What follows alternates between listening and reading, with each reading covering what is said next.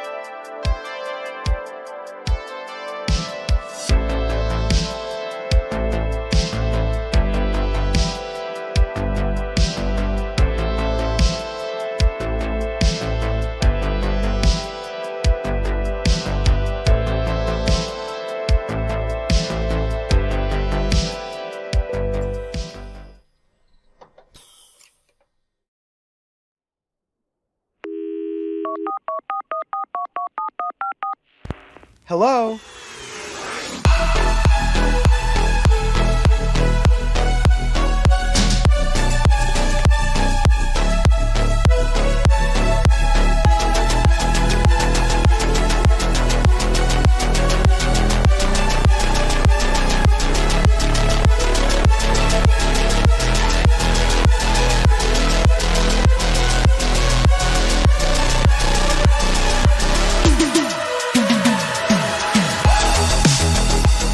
Hello, everybody. Peace, peace, peace, peace, peace. Welcome to the Saturday live stream here in the Fashion Bunker for, shall I call it, Smith's Grove Sanatorium or Sanatorium. There's different ways of pronouncing it. Michael Myers in the house, y'all. It is the weekend of Halloween, and well, we're already, I might be that person that broke out of the loony bin just to live stream for you before Dr. Loomis picks me up again and takes me back home. And yes, Michael Myers is talking.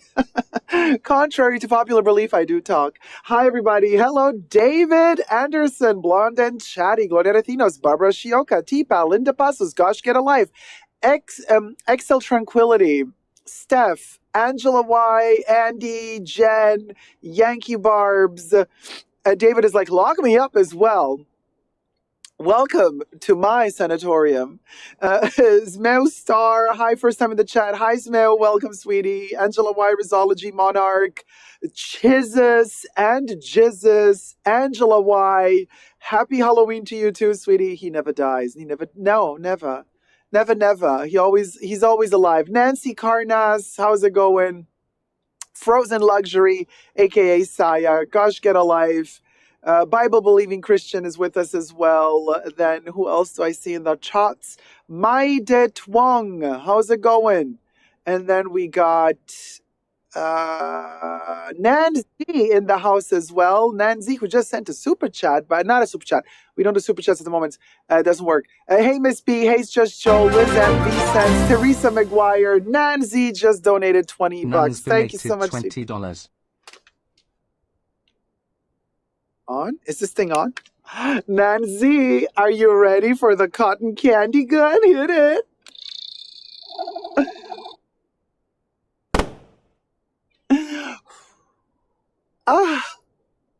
We'll go. Thank you so much. What a lovely way to initiate the live stream. Hi, 5 foot nothing. How's it going? Hey, Linda Nolasco, Brittany Heavenly 7, lovely Sleggle XX. Hello, Barbara Rank. We'll go, everybody. Thank you so much, sweetie. So, we have one heck of a live stream today. Because Teresa, thank you so much. Teresa McGuire donated $100. Why am I not in the center? Here you go. Sweetie, are you ready for the cotton candy? Hit it, Bubbles.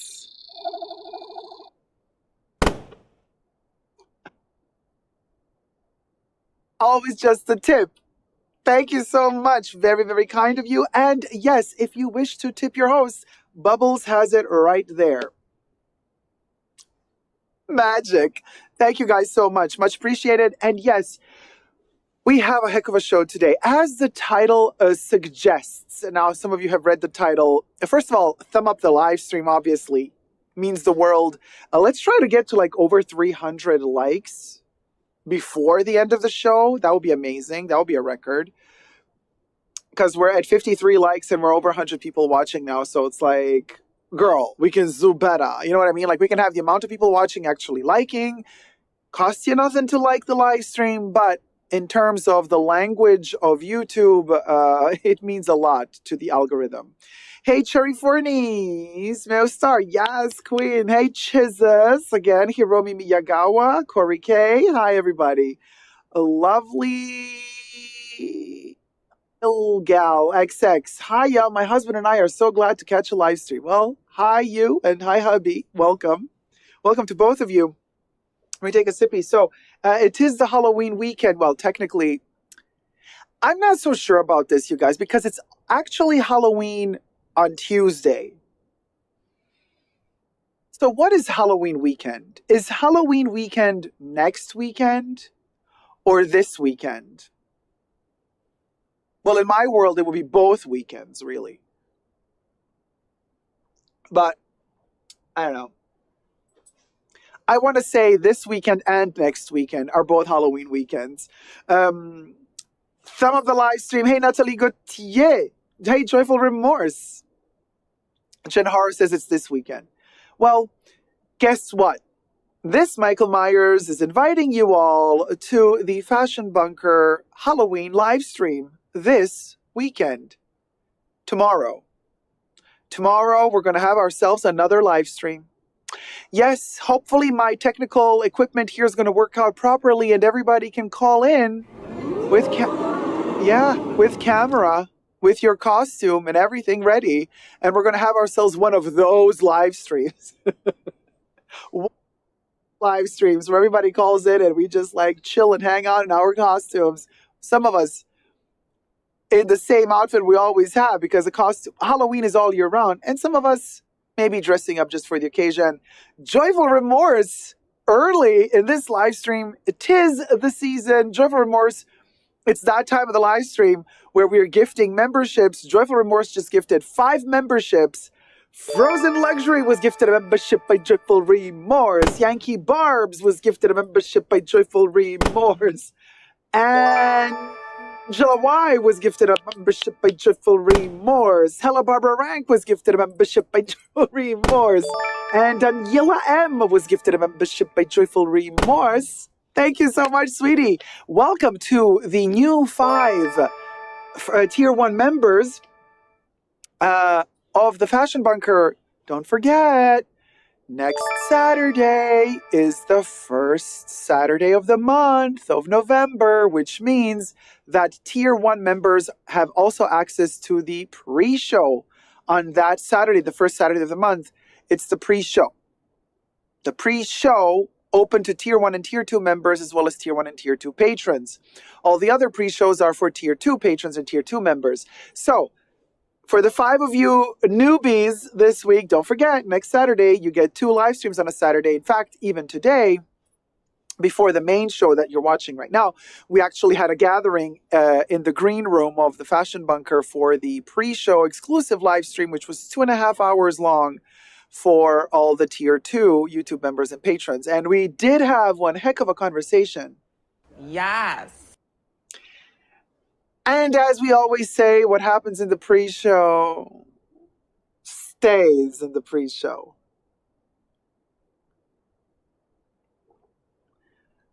We'll go. IYK.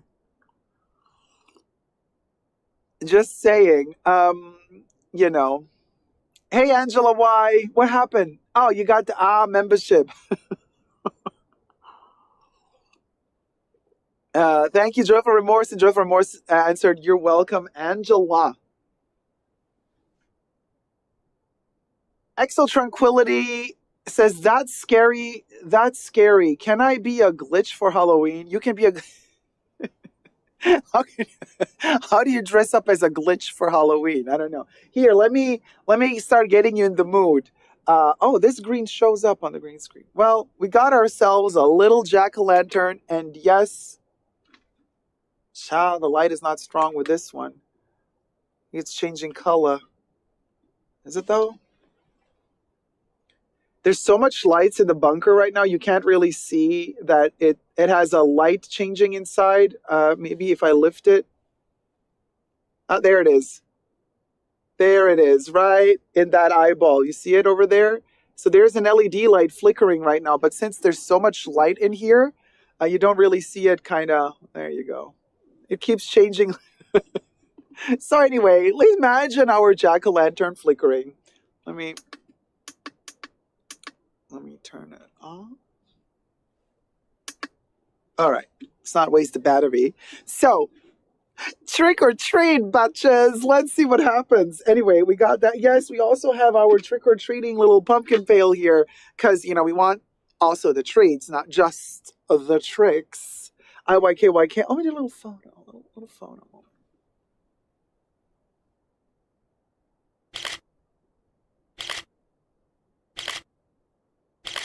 Okay, we did that. And I see Amy Carmen just gifted 10 Super Deco memberships. Hold on. I'm gonna put that pumpkin down. You know, I don't want it to fall and all the guts of the pumpkin splattered all over the place. Luis Protasio was gifted a membership by Amy Carmen. David Marr was gifted a membership by Amy Carmen. Leo was gifted a membership by Amy Carmen. Aperol Spritz was gifted a membership by Amy Carmen. Lena G was gifted a membership by Amy. What do I say? Carmen. Patricia KC was gifted a membership by Amy Carmen. Merch Helen was gifted a membership by Amy Carmen. Donna B was gifted a membership by Amy Carmen. Lana Brashears was gifted a membership by Amy Carmen. And Mo S was gifted a membership by Amy Carmen. Hit it. We did it, Joe. We got 15 new members. Welcome, everybody.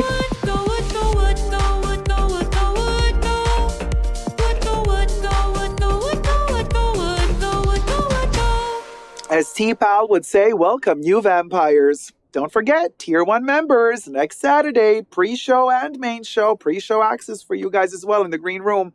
It's the first Saturday of the month. Yes, October is coming to an end, and with it, you know, Halloween, my favorite time of the year. But then when Halloween is over, it's kind of always sad. I get my post-Halloween depression.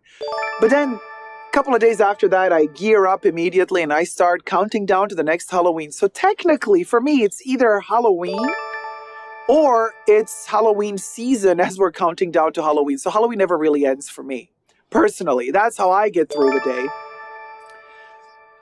You know, Halloween decor in the fashion bunker all year round, whether it be a munchkin pumpkin pail or a ginormous one. I have some very interesting props for you guys for tomorrow in the live stream. It's going to be a Halloween doozy. Fingers crossed that obviously technology allows me to set it all up for you guys to be able to call in with camera. Juicy Scoop with Heather McDonald. I love Heather McDonald, obviously, you know. Hi, Heather. Wait, I don't understand the joke, though. Jalloweena's mom, like mom? You all have the special emojis now. Yes. Tier 1 and Tier 2 members also get access to the special emojis. By the way, if you are a Tier 1 or Tier 2 member, you also get a special badge of honor during the Halloween season. We have them transform into Halloween objects, mummies, spiders, candy corn, and all that good stuff. But then, obviously, it all turns back to perfume bottles after Halloween is over. Speaking of the end of Halloween, you know, this is your last chance for romance to get your merch.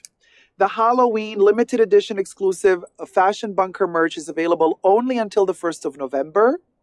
So, you can get your 2023 version. There it is, the limited edition. Get it at www.superdecup.com and several Amazons worldwide. If you are a Amazon Prime member, you get free shipping. If you are a Tier 2 patron or Tier 2 member of the channel, you get a 15% coupon code. Now, the Halloween limited edition 2023 merch will disappear on the 1st of November. So you got literally 3-4 days to go, and then it's over. So it's your last chance, literally, to grab yourself this little cutie patootie. Now, and for those of you who collect the Halloween merch or the Fashion Bunker, every year we have a new limited edition, and once it's gone, and it doesn't come back again. So, and in 2021, we had this version of the Fashion Bunker merch, which is changed now because you've been begging for it, dying for it, living for it. Like, Deco, please bring it back, please bring it back. And I said, no, it's limited. We don't bring it back. So what we did instead was we updated the design. So this is a brand new design with a living ferret, with the frisbee, IYKYK, and also with the ring telephone. And plus, we'll go, and a lot of other extra little Easter eggs hiding in the painting. So this is a special limited edition only for 2023, and then next year we're gonna have something else. Again, something brand new for 2024. And yes, believe it or not, you have to start thinking about these things like a year in advance. So that's why also the Halloween season is never really over, because I'm just like already sitting here marinating in my own sauces, thinking, okay, so this is the direction we're going to go into for next Halloween. So I'm already working towards next Halloween 2024. So it never ends. You see, Halloween is never really over. Fabulous. Hey, Devon Short, how's it going, sweetie? Thank you. How cute. Thank you. The frisbee of shame. Shame. Shame. Amy, you're going to be wearing yours tomorrow on camera. Love it. The shirts are adorbs. Thank you, Amy. Jennifer Moore says, oh my God, I got my shirt this week. Whoop, whoop. Yas, Quinn. I received all three. Says, gosh, get a life. The hoodie is so soft and comfy. Jennifer Moore says, now I have both. I've been collecting them. I love it. So, the frisbee of shame. I have the Louis pumpkin, says Barbara. That's adorable. Also, limited edition. How cute, says Devon. Louis, hey, Louis, how's it going? Hey, hi, sweetie. Is that a high neck line on the second sweater? Like a turtleneck? No, I don't think we have a turtleneck in the collection this year. But a high neck? No, there's a low neck and then the back. Well, low. It's round. Oh, this here, this is the bomber jacket. And that's the back of the jacket. That's the back of the bomber jacket with a zipper pull. That's a t-shirt. That's a mug. Child, the dog is going crazy. Okay, shush. That's a puzzle. Okay, here you can see the crew neck going down and up again. So it's not like a tight sitting crew neck. No, I wouldn't say. A mock neck? What's a mock neck, you guys? Hold on, I have a little... My sanatorium outfit has a little thread that's poking out, and it's driving me crazy. Literally, that's why I am in the sanatorium. Because the threads are driving me crazy. Mock neck, it laughs at ya. There you go. I've been gone for a bit. When did Jacob get a dog?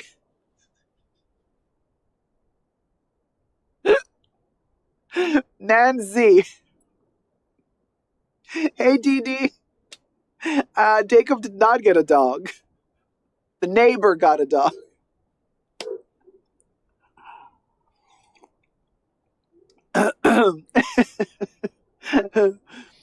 It's a Doberman at that. Cheers, sweetie.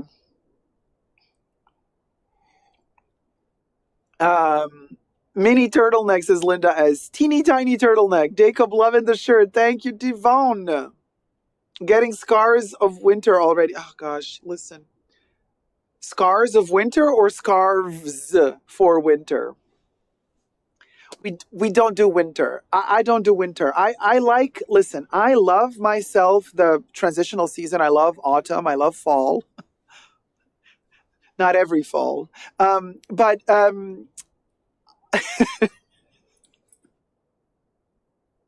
your hanger. I wear KYK. But where was I? But I love layers. You know, we can have like a t-shirt, a shirt, a sweaterlet, a hoodie, a jacket. We love the layers. I don't like the summer, like being all like having a little nothing on and that's it. I love layering. So I'm really, really happy with autumn and winter. Now, let's get to our 100 likes. We are at 84 likes and we are approaching the 200 people watching. So I'm thinking to myself, you know, we'll go. Let's get to the 100 likes. What gives? Zubana. Dee, how's it going? My granddaughter and her baby Yoda sent to tell you and your baby Yoda hello and good night. It's past her bedtime. Oh, Dee, well, let me, wait, where's baby Yoda? Listen, you know, baby Yoda is a little bit of a baby Yoda predator from the movie Predator with Arnold Schwarzenegger. But but I think now with the new dongle I'm using, you can see a little bit more Baby Yoda. So DD Bean's granddaughter. You see what I mean? He's a little bit more visible now. Predator Baby Yoda. He's like, where did you go? You see, you're kind of there, but you're not. You're a pixel. Okay, so Predator Baby Yoda has turned into Pixel Baby Yoda. He wants to be for Halloween. Like one day he's like, I want to be Predator. Then today he's like, I want to be a Pixel. I'm like, make up your mind. Make up your mind. Halloween is literally like around the corner. What's you gonna be? He's like, I want to be a Pixel. Pixel, Pixel, Pixel, Pixel, Pixel, Pixel. Baby Yoda, why do you sound like you've been smoking for like 30 years? He's like, I don't know. Are you secretly, do you have a stash of ciggies somewhere hiding around on the balcony or something that you haven't told me about?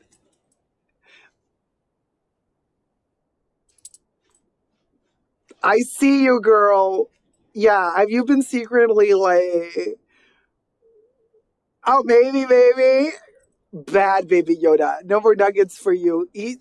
You're not gonna. I'm not gonna No, you're not gonna smoke cigarettes. Not in this household. No. Yeah. Say hi to Dee Dee's granddaughter. Hey, sweetie. Hello. Okay, Baby Yoda. Listen. Also, I have prepared some chicken nuggets for later, but like you got to be really a good boy during the whole live stream because if not, we'll go. And also I've contacted Yoda. Yeah, I contacted Yoda.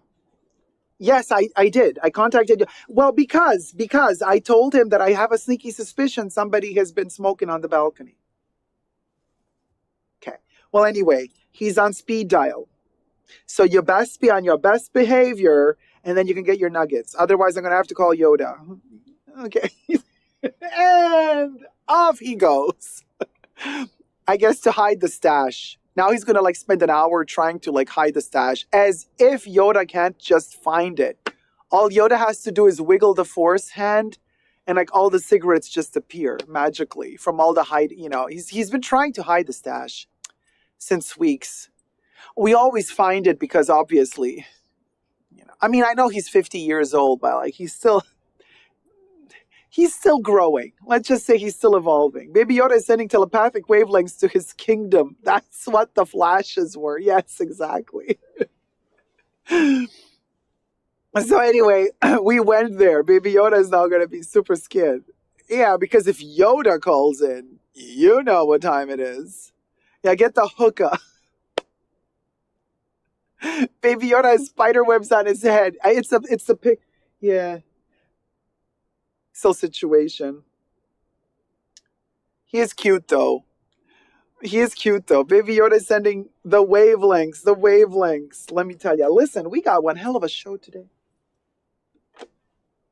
I don't even know where to begin. Let's begin with bags. Y'all love bags. I mean, we all love bags. I mean, bags. Am I right? Bags. Luxury bags, non-luxury bags, whimsical bags, fun bags, classic bags. We do the bags that are kind of fun to just carry around the city. We also do the bags that are fancy for a night out, to the movies, theater, gallery, opera, what have you. Going on a date. The bag that you would wear to go out dancing. The bag that you would take to work. A bag you would take to school. A bag you would hide from everybody else because you're scared somebody's going to snatch it from you. Bags. Yeah, I can't start this new topic before this dog zips it.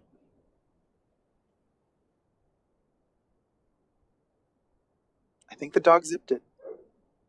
No, the dog did not zip it. 5 thumbs left. Thumb of the live stream, y'all. We love bags. Bags in bags. Bags outside of bags. Bags that hold bags.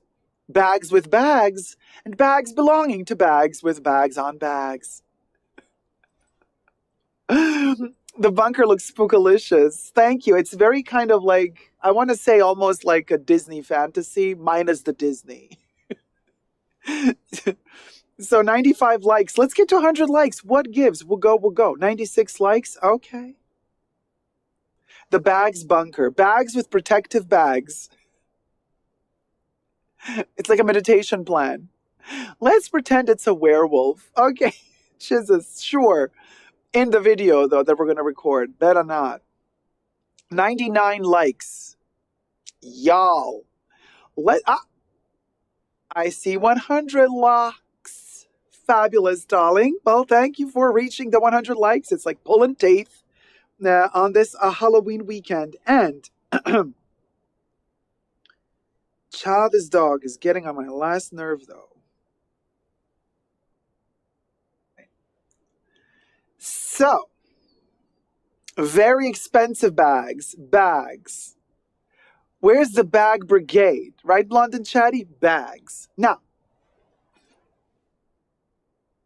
and I am going to have to shift to that side in just a second, but let me just begin the video on this side.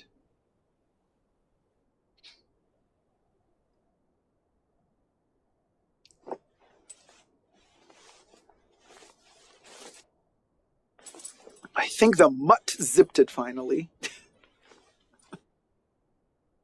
That was one heck of a barking moment.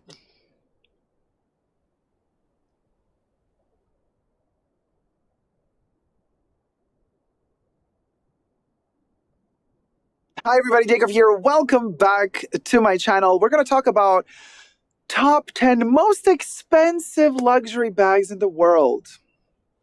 List. We have a list for you, and I have it ready here, and we're going to show you the photos, and we're going to talk about, are they really worth it?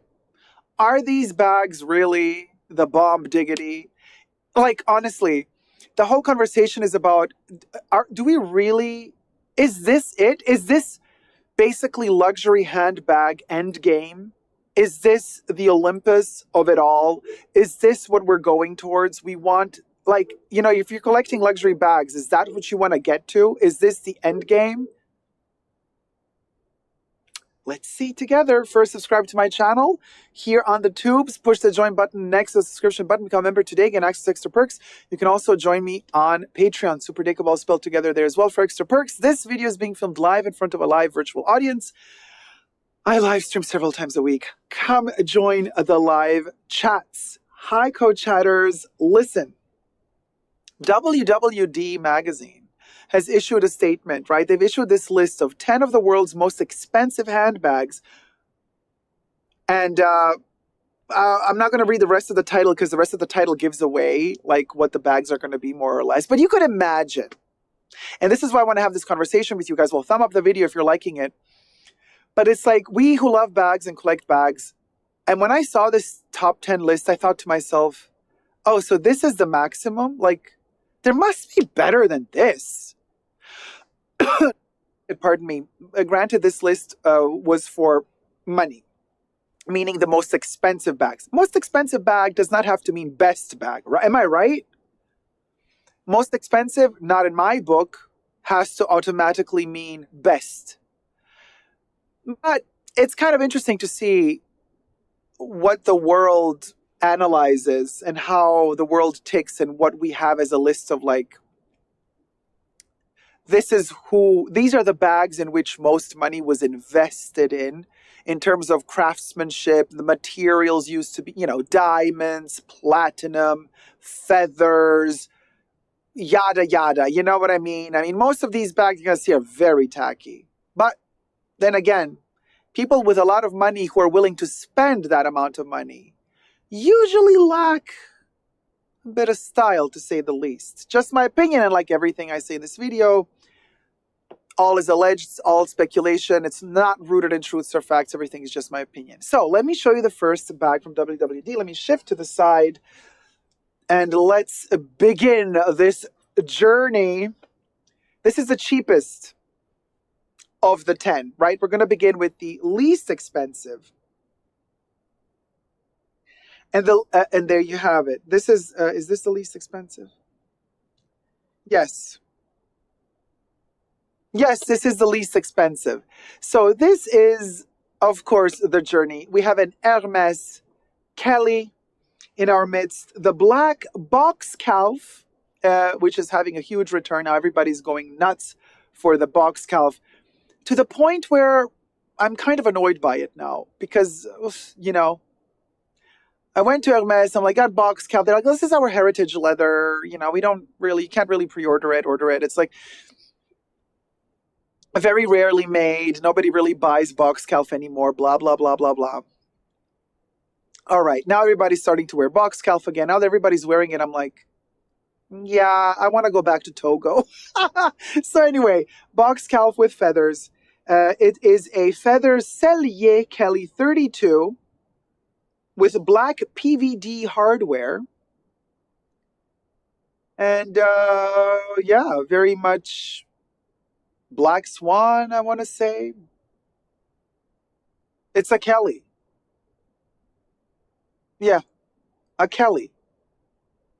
The black chicken Kelly. Yeah, it's the rooster Kelly, the chicken Kelly. Now, you want to know the price? $203,840. And this is the cheapest of the list. So we begin our journey towards the most expensive bag with an Hermes Kelly for $203,840. You can imagine how delicate these feathers are and how easily compromised they can be with time as they rot and disintegrate with time. However, since we are filming this video around the Halloween season, 'tis very Halloweeny and witchy. It's like a witch bag. I don't mind this for Halloween. Anyway, Amy says, even if I were a billionaire, never. Blonde and Chatty says, wow, I was wrong. I thought it was 100K. No, honey, we're playing in the other ballpark. We begin with the cheapest of the lot at $203,000 plus. The Black Crow bag, says Terry. And how much do you have to buy to get an offer to buy this, asks Nancy. Well, that remains in the stars. How about you ask some very important, super famous star VIP, VIP person. Like the Tamaras of the world. Self-proclaimed stars of the universe. Moving on to the next one. The next bag is something very historic, in a way, IYKYK. So, Elizabeth Taylor's own golden diamond evening bag. So apparently this is 18 karat, 24 karat gold woven little clutch with an Elizabeth Taylor diamond encrusted logo, of her name, her initials. Very Elizabeth Taylor. And $218,500. $218,500 is the price of this one. This is number 2 on our journey towards the most expensive bag at the moment in the world, allegedly. Now, Amy says, oh my, very her. Heaven Blake says, hey, sweetie. Okay, well, at least that has sentimental value. At least it's very Elizabeth. You know what I mean? This is Elizabeth Taylor. So, plus it's real gold, real diamonds.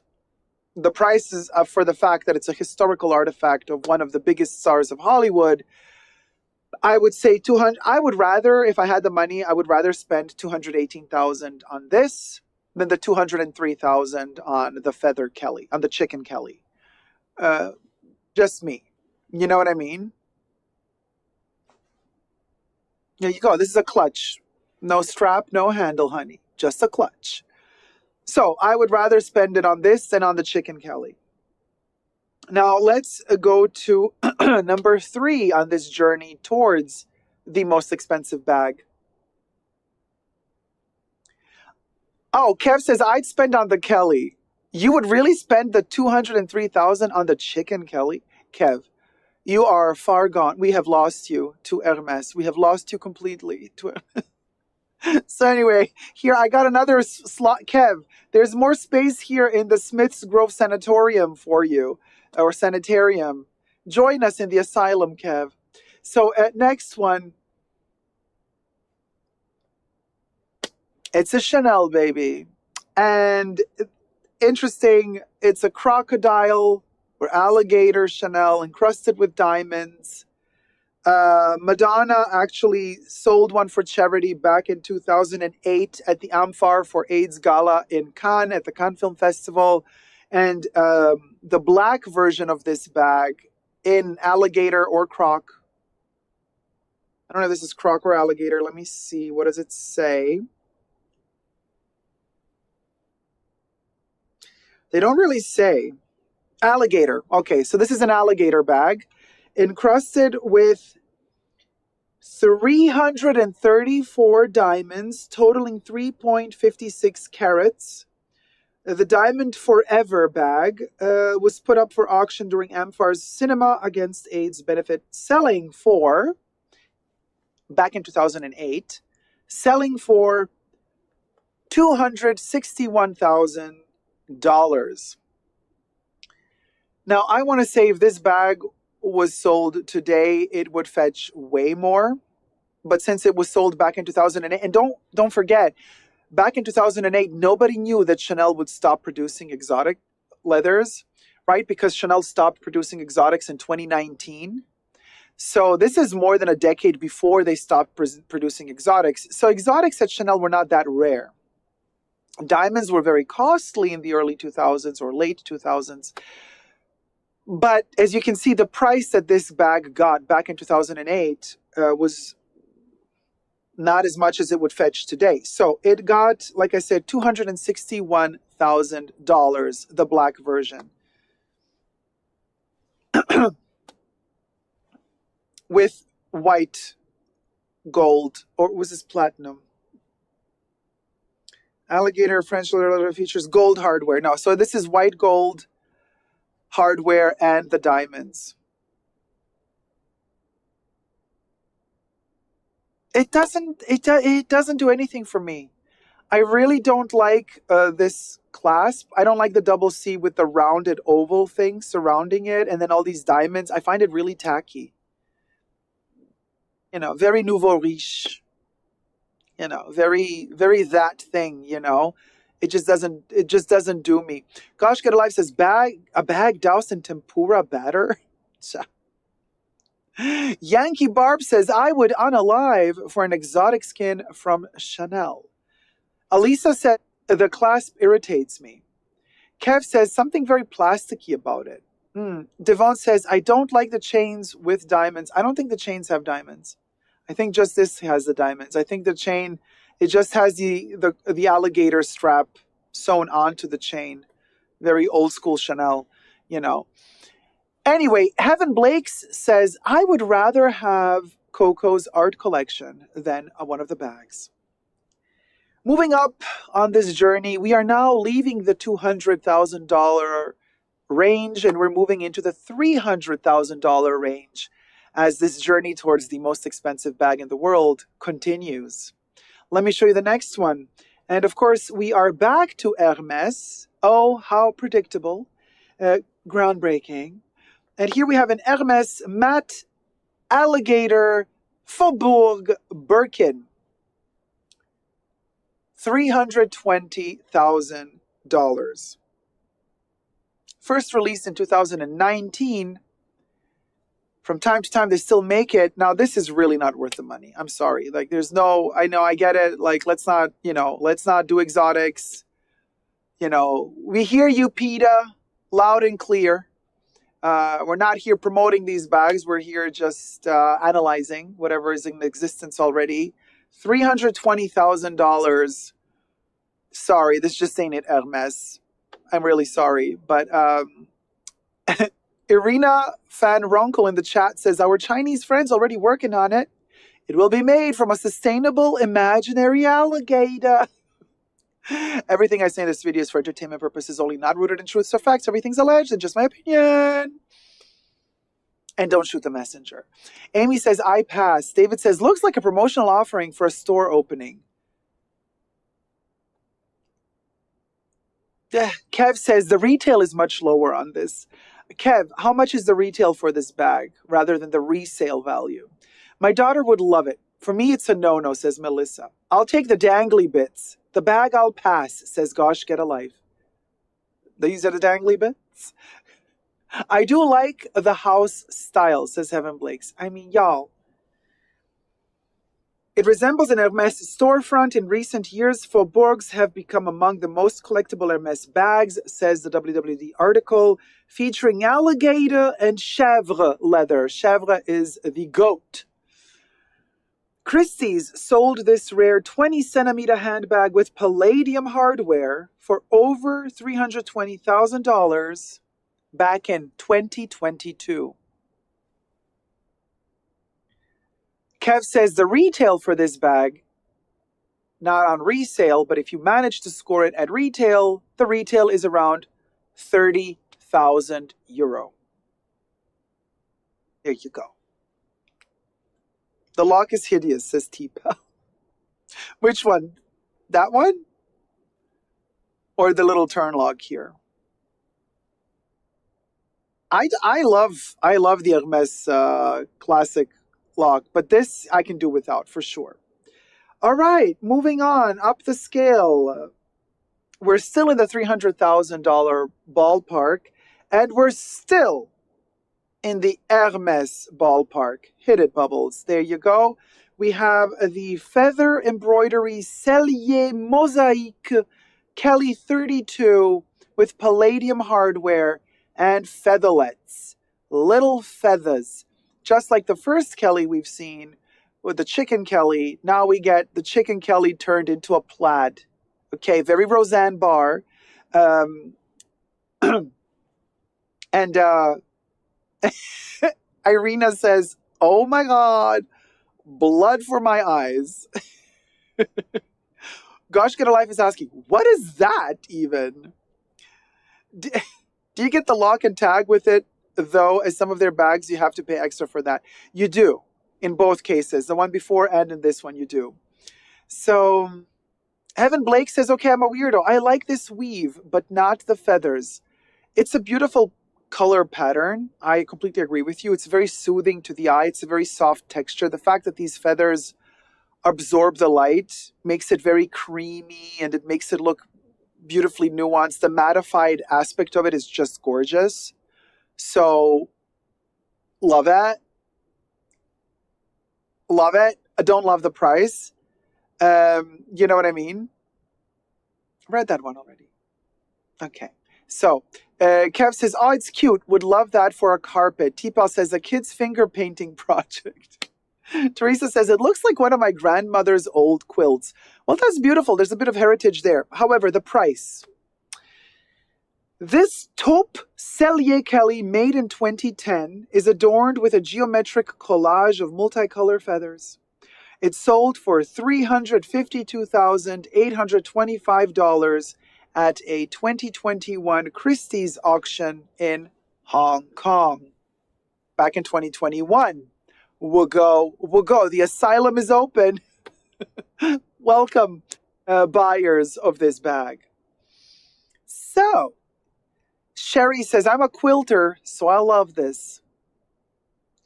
Yankee Barbs asks if they only made one. I don't know. Well, it's unique, obviously, because the feathers are organic material that's unique. So if they made two of these, they would have different feather bits, different patterns. So you could say technically it's a one-off with this particular feather combination. But maybe they made a few with feathers in general, obviously, right?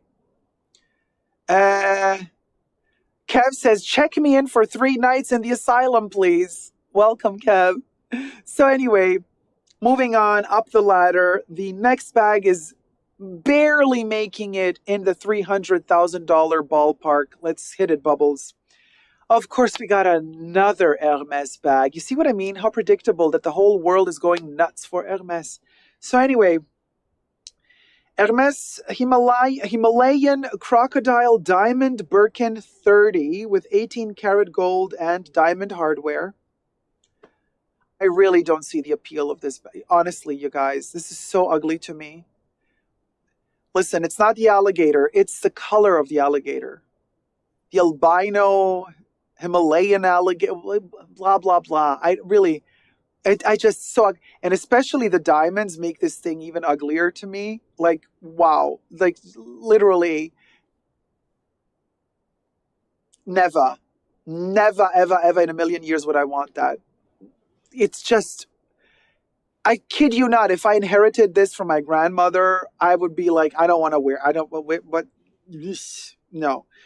So anyway, Christie's auctioned off two of the world's most expensive handbags in 2016 and 2017, fetching the one 300,000, 168, and this one fetching $388,738. Yes, this bag went for 388,738. So $388,738. These highly coveted Birkins are 30 centimeter models, including 18 karat white gold and 9 to 10 carats of diamonds. Named for their gradient pattern reminiscent of the snow-capped mountain range, the Himalaya bags, specifically those made by Hermes, are considered some of the rarest in the world.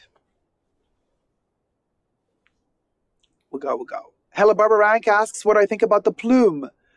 I prefer the plume shape to a lot of other Hermes bag shapes. I do actually enjoy the plume. But let's stay on topic, guys. Moving on to the next. Now we are in the $400,000 ballpark. Yes, we have officially entered the $400,000 ballpark with this. This, that I kid you not, when I saw this, I thought to myself, H&M that ends up on sale, or Zara, you know, one of those little clutches that they make in faux leather that go on sale after New Year's Eve, after the holiday season. They inevitably end up on the sale floor and they're busted and broken and the screws are loose and the bling bling. Oh my God, this whole thing is atrocious to me.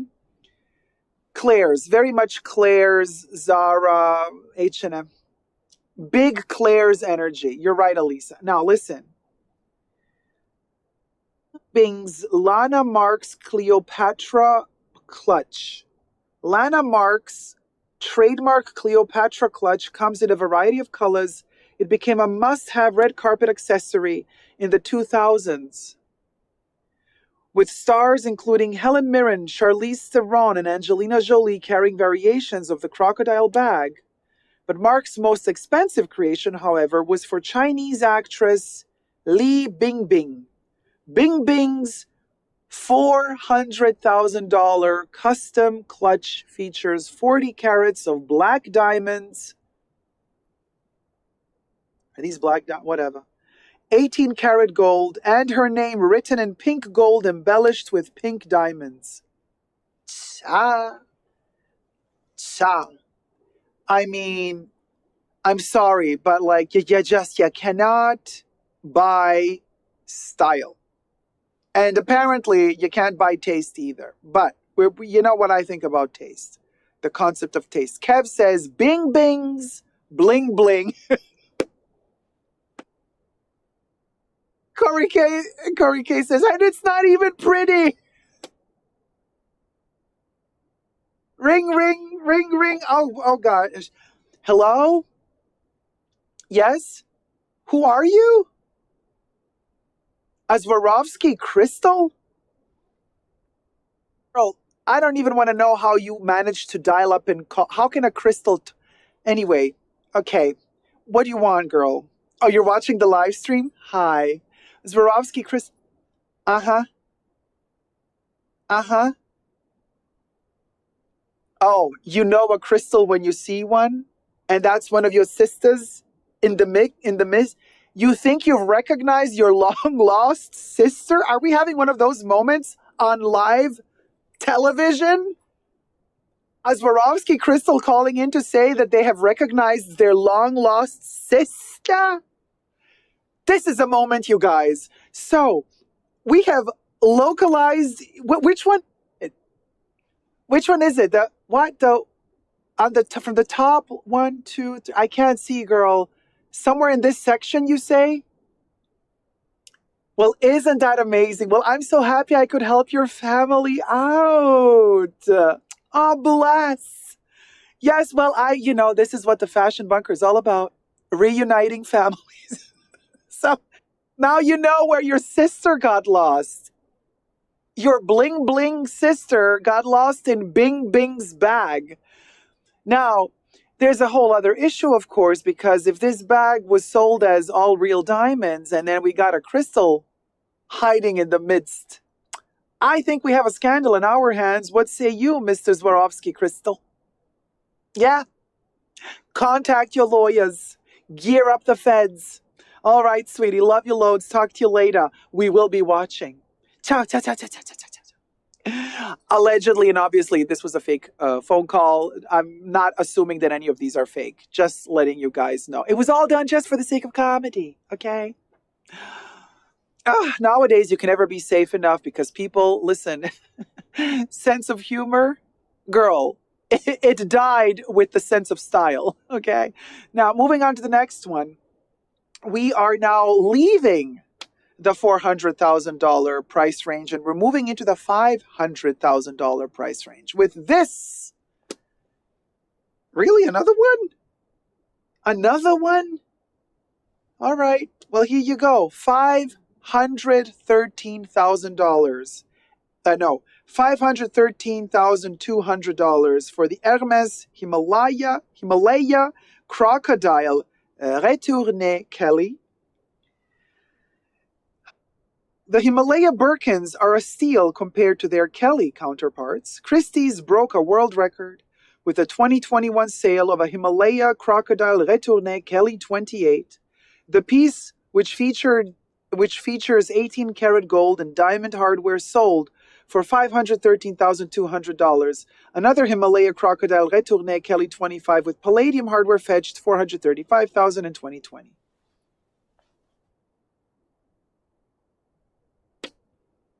I'm sorry, but you see what I mean? They're a dime a dozen. A dime a dozen. It's like every nouveau riche with no taste and style has one of these. It's embarrassing. Groundbreaking. Moving on. Now let's not count the pennies here. Okay? I'm so sick and tired of the $100,000, $200,000, $300,000, $500,000 price range. Let's move to the millions. Huh? Come on. Let's go into the next ballpark. I want to see what's in it for $1,900,000. Almost $2 million. Exactly, T-Pal. Let's go big or go home. What the heck? So we are almost at $2 million now with this next bag. $1,900,000. And you best believe it's yet another Hermes. KDB says, go big or buy a home. Says it better not be a Speedy. No, the Speedy is $1 million. Well, they want $1 million. Are they going to sell it for $1 million? And to who? Travesty. Oh, Pharrell. Oh, Pharrell. But let me show you the $1,900,000. And yes, it's another Hermes. Groundbreaking. Hit it, Bubbles.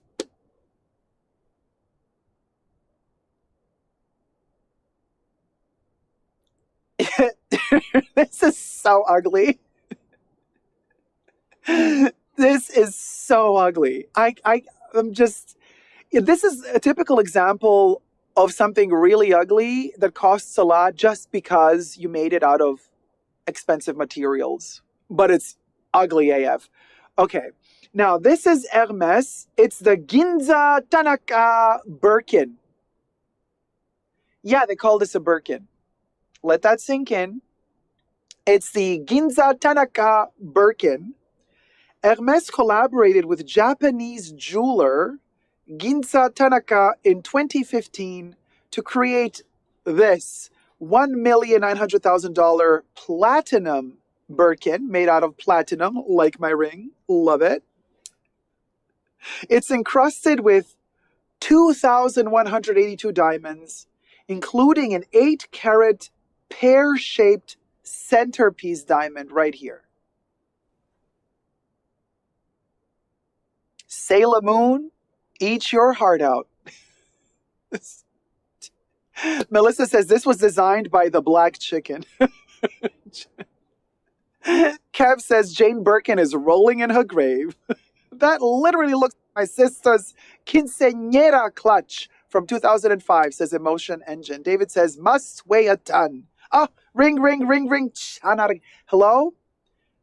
Oh, the Quinceañera Association of Pride of being a quinceañera? Girl, who are you? You're a quinceañera? You want to apologize for what Emotion Engine says? Uh-huh. You are appalled at the thought that such an ugly bag would be present at a quinceañera. All right, I'll let Emotion Engine know. All right, sweetie, take care. Love you loads. Bye. Ta ta ta ta ta ta ta ta. Quinceañera Association says no. We are not going to accept a platinum Hermes $2 million bag to the quinceañera. It is appalling. There you go. Now, listen, it ain't over. It ain't over until the chicken sings. And the chicken doth be singing with the most expensive, according to WWD, purse in the world. For how much? You know what? This was 1,900,000. I'm not even going to go into the 2 million. No, let's jump straight to $3.8 million. Are you ready for the $3.8 million bag? Are you ready? Hit it, Bubbles.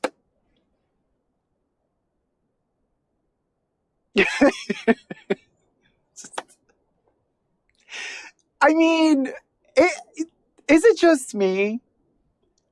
Or are these, like, the more expensive they get, the uglier they get? I don't know. Is it just me, or do they get uglier by every price increase?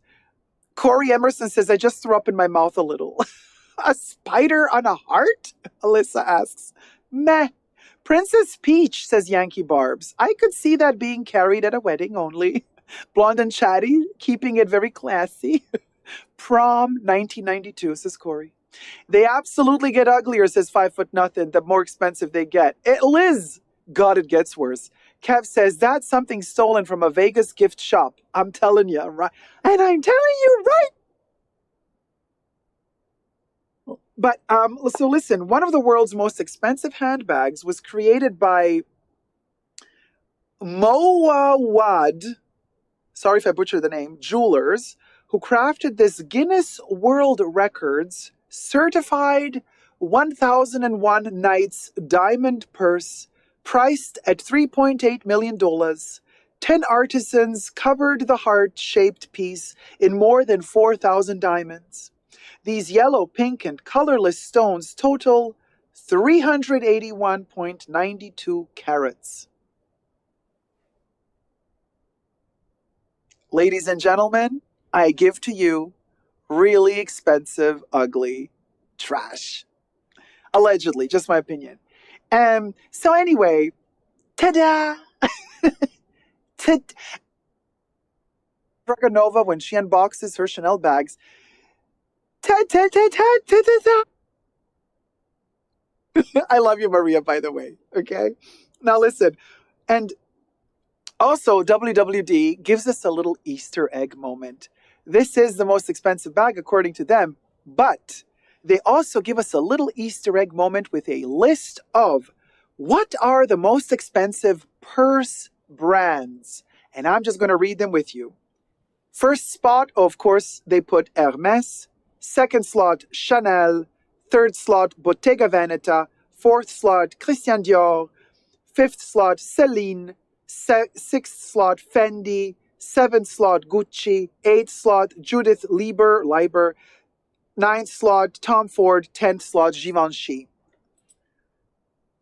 Now, I wouldn't put Celine and Gucci that high up, but hey, that's WWD for you. Let me know your thoughts and prayers down below if you like this video. Thumb it up and subscribe. Never give up on diamond bag love, I guess. Bye. Lord have mercy, says BB. LV didn't even make the cut. Now, Corey K, LV, no. Not sure if it was just me, but did we lose audio for a couple of seconds? Hold on. My mic is still in the green. It's not red. I pray they stop making these, says BB. Yep. Where is Louis Vuitton Strange? Well, not expensive enough. You in Hermes bags from 1985 would be the most expensive bags, but no. Thank God they don't make those anymore. Elephant skin Hermes bags. Oof, that's a whole other level.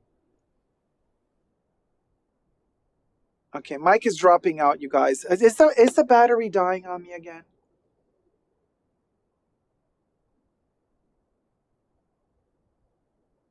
It happened again? Okay. How often did it cut out, you guys, during the video, during the recording of the video? How often did it cut out?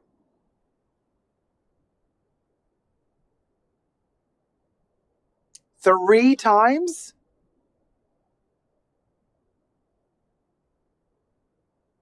Oh, God. Don't tell me I got to do the video again.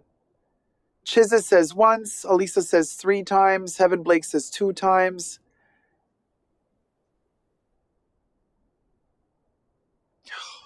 Yeah, okay. I can voice over a word or two. It's fine. Okay, it skipped twice, but there was no interruption to your words. Okay. Melissa says, I thought you were censoring yourself. Okay, I need to change the battery, you guys. So I should do that on camera, probably. I don't know what to do. Because if I put a screen, I'll be right back. Then you're all going to stop watching. So what do you want me to do? What do you want me to do? I wish I had that video to play for you of the, what you might call it. So let me try to do this on camera.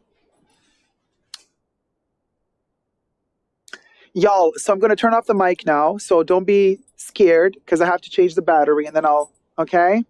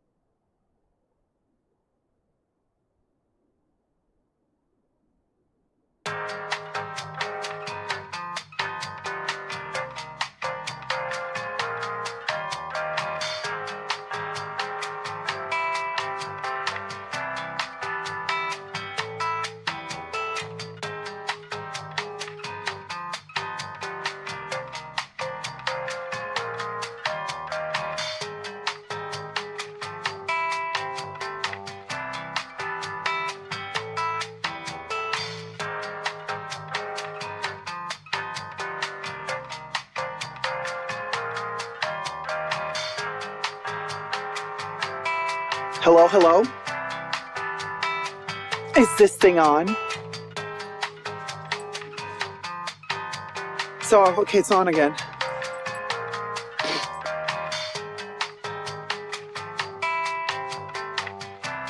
It's on? Hi. This is adorable, says they. Oh, that was sexy. Thank you, Corey K. Vibes, Daniela. Rizology says, work that mic, honey. Thanks for the elevator music, says Yvette. T-Paw says he is the elevator mechanic. Yes, Michael Myers, baby, in the house. The Fashion Bunker elevator music. Very much on. Oh my gosh. Is this going to get us copyright claim now? Take that music off immediately. Yeah, the mechanic look is hot. Thanks, Heaven Blakes. This, with the outfit kills. Such a moment. Coming in nice and clean. Loud and clear. Loud and clear. Muzak. Yes, Muzak. Hey, Tanisha. How's it going, my love? Hey, Daco, I made it. You're looking good. Thank you, sweetie. I'm in my sanatorium outfit. You know, welcome to the Fashion Bunker Asylum. I'll be your host, Michael Myers. So anyway, much better. Okay, so it was the battery. All right.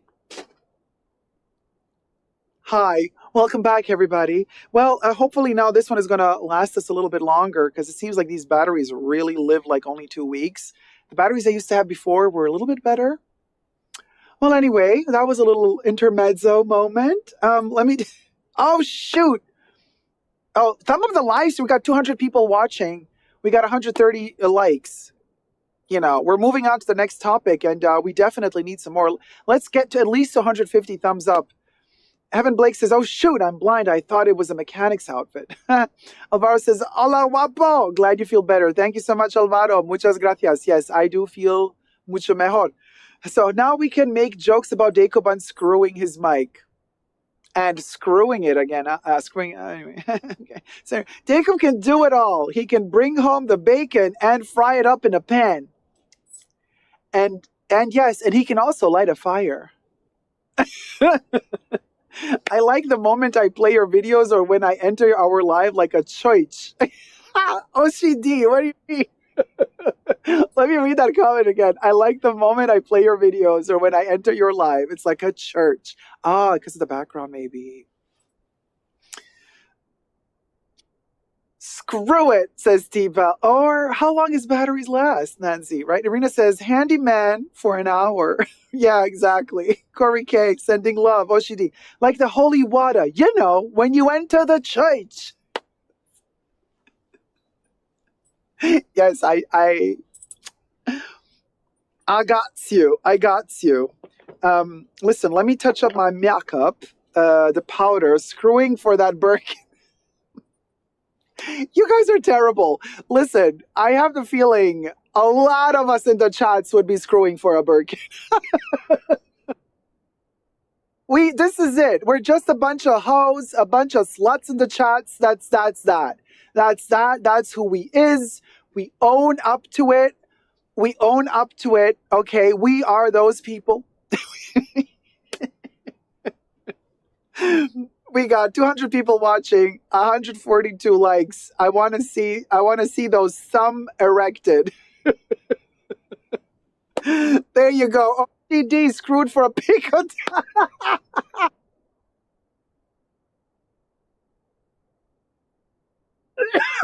Oh my God, I can't.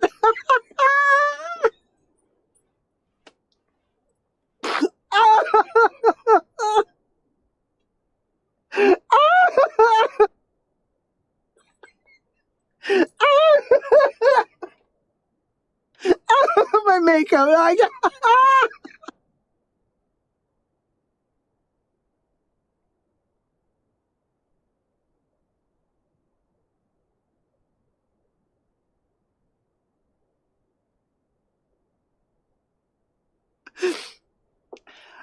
Then I sold it.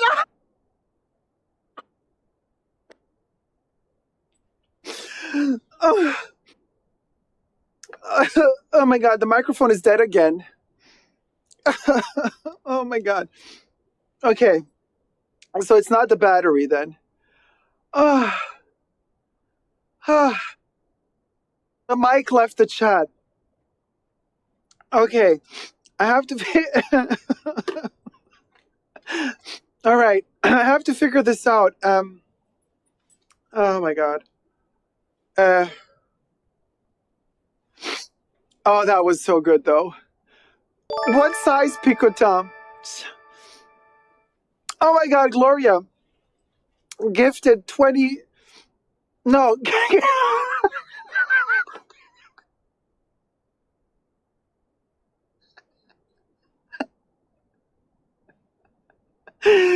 Gloria didn't gift 20 membership. Gloria has been a member for Gloria.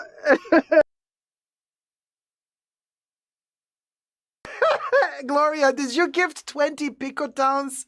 Nobody knows. Nobody knows. So it cuts with loud sounds. Okay. So let me, if I don't like talk too loud, okay, let me be dignified. Let me be dignified. Let me be dignified. High off the NyQuil. Yes, Yankee Barbs. So I just turned off the Windows audio filter. Is it any better? Did Windows mess up? Windows is, I hate Windows with all my being. They always mess up everything. Kev wants a screw-coton. And then somebody asked, so she's like, wait, what size picotin was it? Like, was it a teeny tiny one? Yes, 5 foot nothing. Dignified like Anna Bay. We are affluent and elegant. Elisa says dignity is so overrated, right? Give me that Birkin. My sound is good, says Monarch. Okay, that's good. Dignity overrated. It's fine now, says T-Pal. So it was Windows. You guys, Windows. So I changed the battery for nothing. Well, not for nothing, because you enjoyed the little screwing elevator. You enjoyed the little screwing in the elevator moment.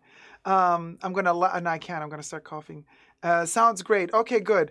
So breathe. Ha, ha, ha, he, ho, ho, ha, he, ha, ha, ho, ha, he, sh, ha, ho, ha, he, ho, ho. Okay. Were there any interruptions when I did that? That's like to hear the breath sounds if the microphone catches them.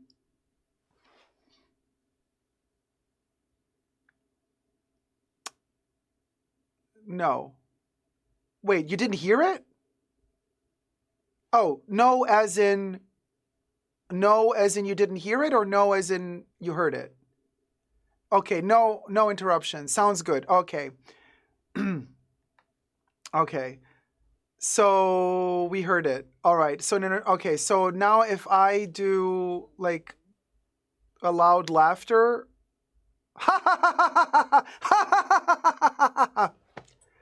did you hear that?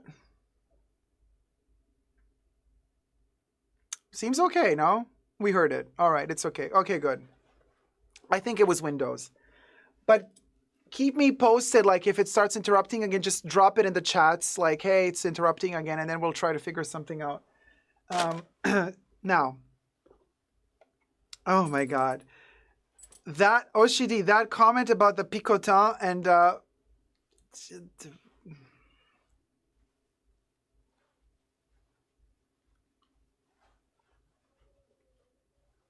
that was it. It took me out. No interruptions, Terry. Okay, good. Sound check is good, good, good, good, good. Loud and clear. All right.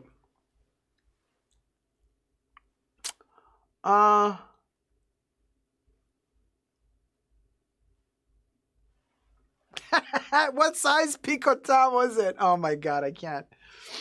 You guys.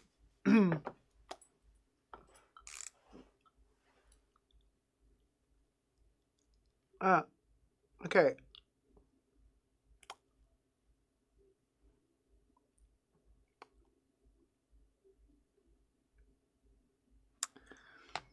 We just did a little bit of the plumpation of the lips. What is this? There's a little hair right there. Where is it?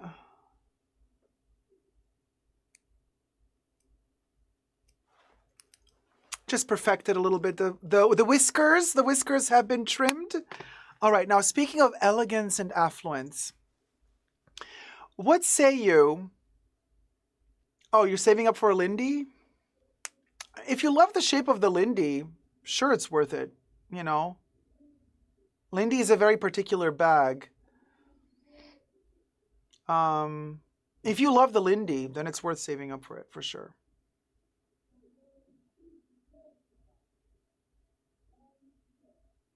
Five foot nothing says I can only handle an 18 what? I don't want to know. But anyway, so listen, speaking of affluent, elegant, and all that good stuff, we are, the next topic I have here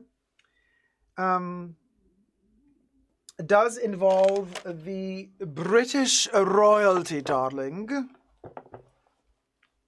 Anna Bay, eat your heart out, because let me just get to it. Where is it? We're going to be talking about Kate Middleton. Fun times. Fun times.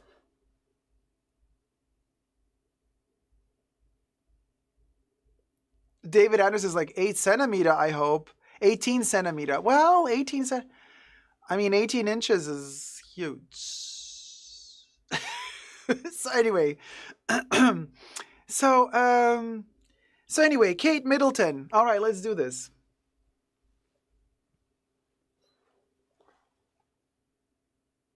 Hi everybody, Jacob here. Welcome back to the Fashion Bunker. Today we're going to talk about, can we mix like high-end luxury fashion with Zara?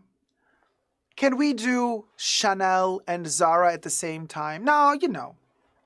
We've heard Anna Bay giving her opinions on that. Thank you, dear affluent and elegant lady, for letting us know. But somebody else, a little bit more elegant and affluent, actually had something to say about this, not through words, but through actions, just dressing up and showing up publicly.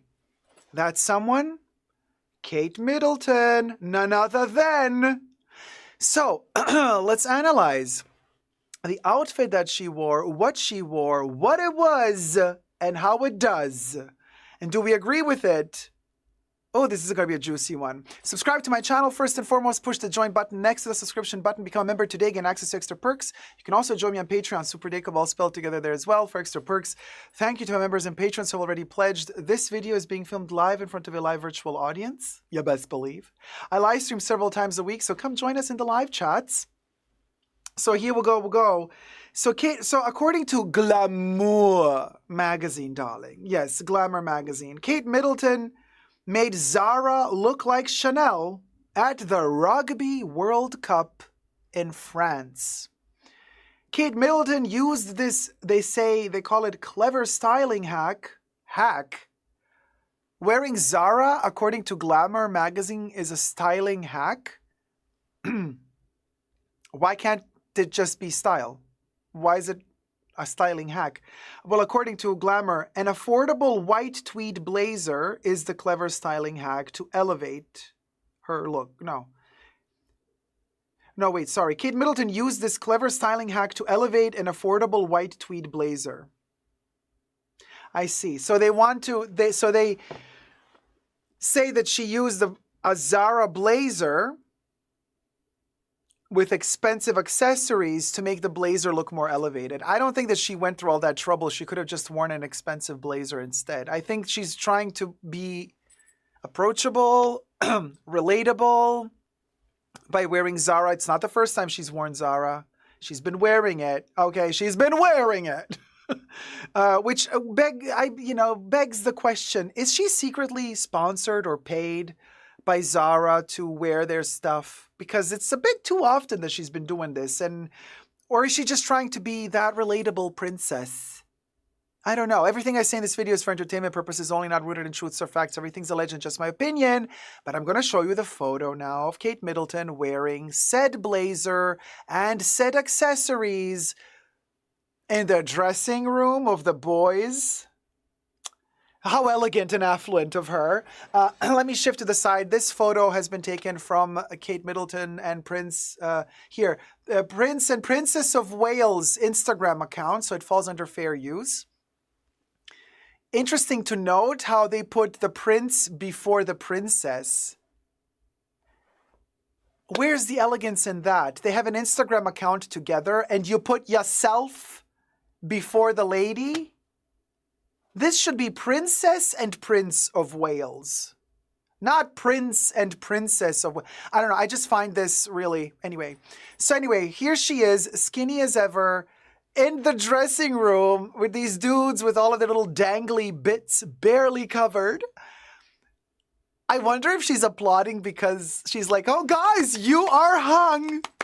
Very well hung. Or is she applauding because of some other? We will never know. We will never know. But what we do know is that she's wearing a Chanel bag and kind of branded pants. She has like a Cartier bracelet or ring, like she has really expensive jewelry on.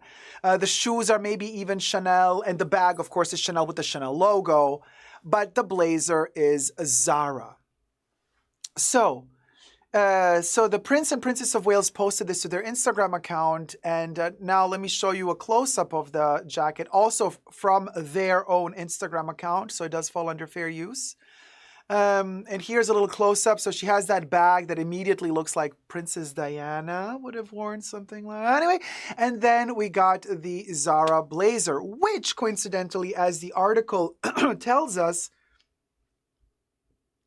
she wore already once.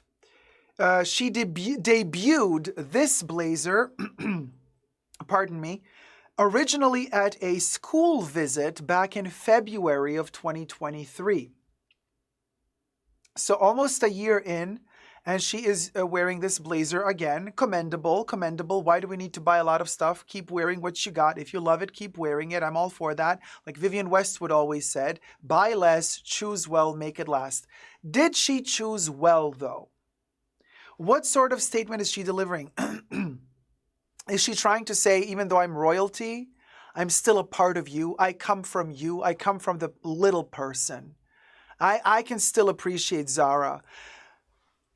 Yeah, I can see how she's trying to play that game. But then if she's trying to play that game, wouldn't it be more cool for her to be dressed head to toe in no luxury brand clothes and accessories? Meaning, yes to the Zara blazer, but then don't do the Cartier ring or jewelry.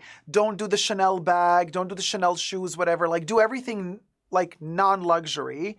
Wear H&M pants, wear a Zara jacket, wear a thrift store shoe. I don't know. Because for us normal folk, like I get this combination. For me, if you want my personal opinion, I'm totally fine with mixing and matching styles and price categories. You know, you can wear a $10 blazer. You can also alter it yourself to make it fit more to yourself. And then you can pair the $10 blazer from the thrift store with a $5,000 Chanel bag. Like, I'm totally fine with that. I'm not so sure how fine I am with a person this famous making Zara look like it's okay. Like it's a good thing to buy. Because Zara is, in my humble opinion, very shady, you know, in terms of like how they're manufacturing, how their factories are in third world countries, how the fast fashion industry is killing actually fashion. Because a lot of you watching my videos, you know, you say, Jacob, it's all the same at this point. Zara is just as shitty as a luxury brand. Their manufacturing practices are all super shady, allegedly. And everything I say in this video is for entertainment purposes only, not rooted in truth or facts. Everything's alleged, obviously, right? And I know a lot of you are going to say, well, Zara is not any better or worse than Chanel nowadays, or this or that, allegedly, right? But I would tell you, there's a difference between you being such a high position person wearing this and a regular person wearing this. And this is not just because of their practices. You could say everybody's now, you know, producing their stuff in third world countries. Yeah, but there's a difference because Zara is one of those brands that kind of kills fashion, right? Because they have all those factories in those third world countries. And you know, a big fashion label works hard for several months to deliver a look on the runway. And then it takes them 6 months to then manufacture that look, to deliver that look into the shops. While a brand like Zara sees that look on the runway and just 4 to 5 weeks later, they can already sell it in their shops. That's how they kill fashion. That's how fashion dies. So the practice that brands like these do, if you're that type of person who wishes to just forget about the fact that they're manufacturing in third world countries, that the raw materials are made in sketchy environments, that the chemicals used are shady, blah, blah, blah, and you just don't care about that stuff. Okay, fine, then don't care about that stuff. That's on you. That's on your own morals. But then what do you have to say about the fact that this then kills the actual fashion industry? Because fast fashion kills fashion. So she's endorsing all of that. That's the bottom line. So I have nothing against wearing no label, no logo, thrift store stuff with super expensive high-end stuff. If that's your shtick, you go for it. But I do have an issue with such a high member of society, of the noble family, royal family, whatever you call it, saying, this is fine. Yeah, just buy Zara, it's fine. Madeline M says, she did get engaged in Zara, also always wondered, the Spanish royal family often wears Mango at public occasions, but Mango is a Spanish brand, so it does make some sense in that case. Zara is also a Spanish brand, by the way. I don't know, what's she supposed to wear? Burberry, because that's British. Vivienne Westwood, why don't you wear Vivienne? Oh, right, because Vivienne, even though she was a noble at a certain point, Vivienne was not that much into the nobility as you would first think, right? So, Yankee Barb says, I can't take my eyes off of him, but the jacket is okay. So, Holly Grace is asking, why is Kate wearing Zara? That means she has a stylist getting it for her. Out of all the brands, that's what they get for her. Holly, I really truly do believe that wearing Zara, they believe, makes her relatable to the people. That it makes the people, this is just my opinion, makes the people think she's one of the people. Oh, I can also wear a Zara blazer, you know. I can also afford a Zara blazer, just like Kate. And of course, when she wears something like this, it sells out immediately because everybody else wants it, because everybody's a lemming. Kate wore it. I gotta buy it too. Now, since she did wear this back in February, you know how fast Zara is to produce new stuff. If they made this blazer back in February, now that we're in October or November, this blazer is already, it's been manufactured a year ago. This doesn't exist in shops anymore. This is already, for Zara speed, production, lead in and lead outs, this is already like ancient history. Something from last February is ancient history for Zara, so you can't bind this in stores anymore. Madeline says, yes, she does wear British brands when in Britain. Strathbury and whatnot. I just found the boucle blazer on Shein for 28 bucks. There you go, says T-Pal. So now Shein is also, or Shein is also now copying Zara. I mean, you guys, it doesn't end. You see what I mean? It starts there and then we end up with this, you know, find me on Etsy and I'm going to order it on Shein for you when you order it through Etsy, through me. I mean, it's just, where does it end? I have an issue with this. Just because of the choice of brand, but styling-wise, beautiful. She looks beautiful wearing it. It looks great on her, beautifully combined with the Chanel bag. In fact, a lot of people thought she was wearing a Chanel blazer. A lot of people thought she was wearing a Chanel blazer when she saw it combined with the Chanel bag. And this kind of also speaks volumes to Chanel.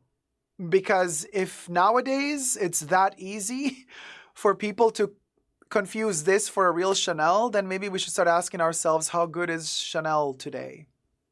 You know, with their glued on sequins, you know, the snot jacket in denim. Exhibit A. So anyway, that's just my thought. Let me know your thoughts down below. You know, Zara does do a lot of tweed, but they're of course running after the Chanel trend. They also want to be that classic. It's not the same tweed as Chanel tweed. But then again, they're getting better and better with their tweeds as well, you know. So how far does this go? How far does this go? My take on this, says Madeline, is that every public person should wear brands of the land and country they represent.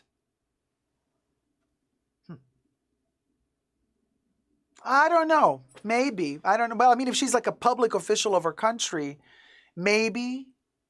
But then also think about it this way. You might come across as too stuck up and too patriotic, borderline to some other word that we can't use on YouTube. Like maybe you need to wear also brands from other countries just to show that you are in support of other countries as well. like for your diplomatic purposes and reasons, you might want to wear brands from other countries as well, just to show that, hey, you also appreciate other countries' culture and heritage. She is wearing a Chanel bag after all, and Chanel is French, even though Chanel headquarters and their taxation system have moved, guess where? To the United Kingdom. So Chanel is actually a British brand now, if you think about it that way, because they moved their headquarters to Britain. So technically she is wearing a British brand, even though Chanel still calls themselves French. You see, oh my God, so much sketchiness in one photo.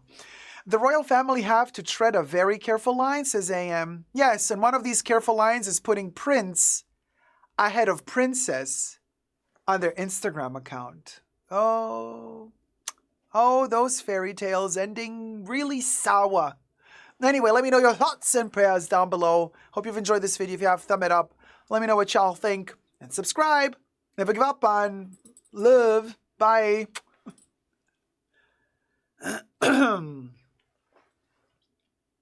Homegirl Camilla is a side piece that kept her dream alive. Heaven Blake's. Wow, the ratchetness. So there you go.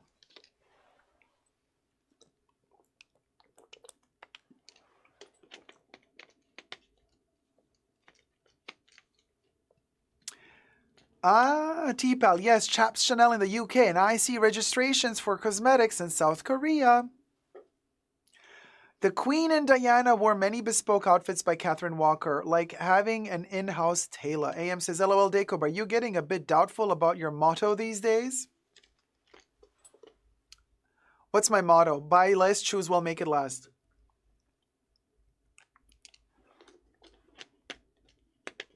Or what motto is my motto? She wears beautiful saris too on occasions such as Diwali. Madeline says, I wish people would do that more nowadays, doing their stuff at a local designer. Oh, AM. No. That was a good one. No, I didn't want to say never give up on love. I wanted to end by saying, anyway, I wanted to kind of make a shady comment on the Zara blazer, but then I stopped myself last minute, so it came across like really weird how I said like never give up on love. I wanted to say something else, but then I stopped myself in the last instant, so it came out cramped. Ron Swanson says, "Never give up on love is your motto." Definitely, I live by that. If at first you don't succeed, ask if he has a brother. Oh gosh, get a life. Sending love to you, Jacob, and everyone. Hey, homegirl success. How's it going, sweetie? But we give up on Zara, says BB. I'm working on my third Westwood sweater. Oh, Corey. She would be so proud. Vivian, that's her. That's Vivian. That's Vivian, literally. Let me take a sip of the tea.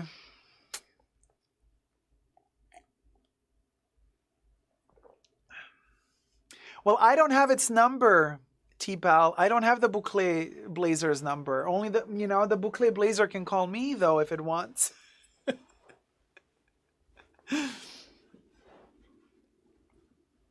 Oh, ring. Hello? Uh-huh. You're watching. I thought you would be watching. Yeah, you read T-Pal's chat. You just want to let T-Pal know that you're watching. The Zara blazer is watching, T-Pal. And you have one thing to say. Uh-huh. What? Uh-huh. Uh-huh. Oh, really? Well, why didn't you tell me earlier? Yeah, no, I'll let them know. Okay, hold on a minute. I'll let them know. So the blazer wishes to tell you was torture. They nipped and tucked that blazer. They cut off appendages, parts of its body to make it fit her. And The blazer tried to escape and call the cops, but since it was the royal family, they didn't let anybody pass through. And the blazer has been trimmed, honey. Allegedly. Torture. Yeah.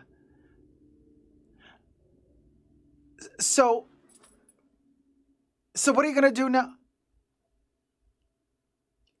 Oh, they say you gotta keep it hush hush or else. Uh-huh. Hello? Hello? Hello? Somebody hung up. That poor blazer. I think they got to the blazer. Well, what do you know? I couldn't even say chow, chow, chow, chow, chow. That's some scary shit going down at Buckingham Palace. Blazers going and running amok. Oh, you think it was Camilla?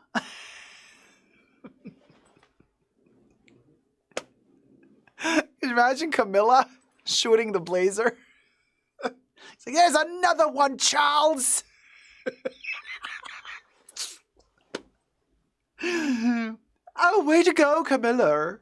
You know how they add an R everywhere? I don't know why. I envision Charles adding an R in Camilla, you know. Way to go, Camilla. And then Camilla's like, oh, I shot another one, Charles. Good old chap.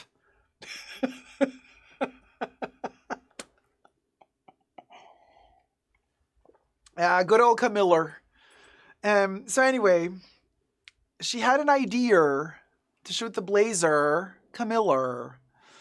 So if she attends a function in her role at a mosque or temple, yes, she wears a Hindi Muslim traditional dress accordingly and covers her head, which that's the way you respect another culture, another tradition, and another religion.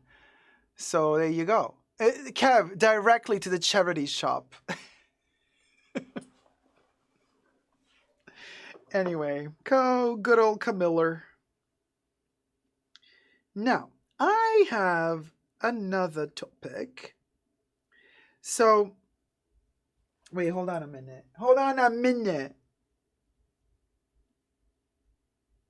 Yeah. Okay, so I want to do, we're going to talk about, where did it go though?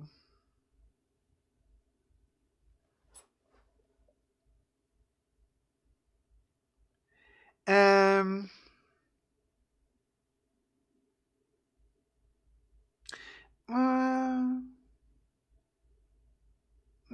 I don't know if this counterfeit topic is good enough to record. I'm just thinking now. Is it though? Oh, thumb up the live stream. I'm just thinking, because I have like a few topics, but I'm thinking there's this like one topic, you guys, I don't know if this one is going to get views. You know, a Chinese court returns a favorable decision in a case that relied primarily on overseas sales data and inventory provided by Amazon.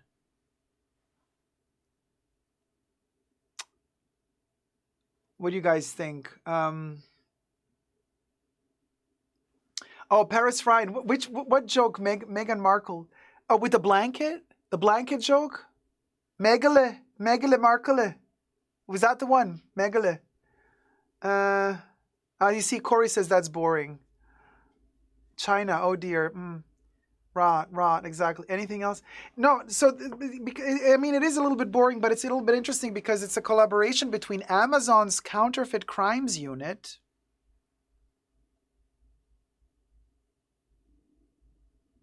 Yeah, Amazon has its own Counterfeit Crimes Unit. Let that sink in. It's not helping with people stealing my designs on Amazon and selling them. Their Counterfeit Crimes Unit ain't doing me no favors. And the Prada Group and other luxury brands, they joined forces basically and made it possible to provide information and evidence to Chinese law enforcement that resulted in a counterfeiter's guilty plea to crimes related to the sale of counterfeit luxury products. That's kind of the topic. But I wouldn't know how to twist this and make it cute and funny. You know what I mean? Like, yeah, You know what I mean? I mean, I could make it cute and funny. Oh, Corey K, they're stealing my design still. Pff, you shut one business down, another one pops up like a mushroom.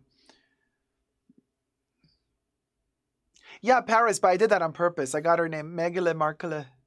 Oh, I did that on purpose. On purpose. You can make everything cute and funny. No, we can. We can turn this cute and funny, but it's like, I don't know.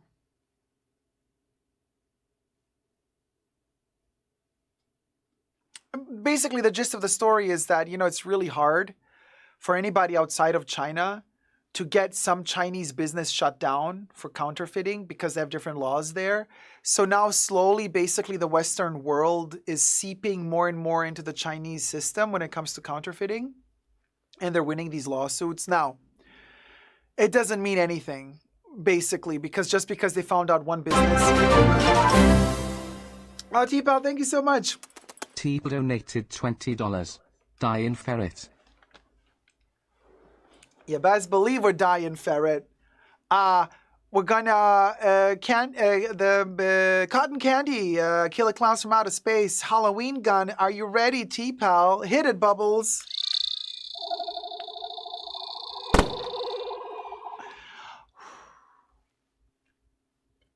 Oh, that tip tickles me always the right way. Thank you so much, T-Pal, for your love and support. So anyway, they've got to have AI scouring the internet for things to copy. How else? It's such a nice, a niche product like WTF. I totally agree with you, Nay.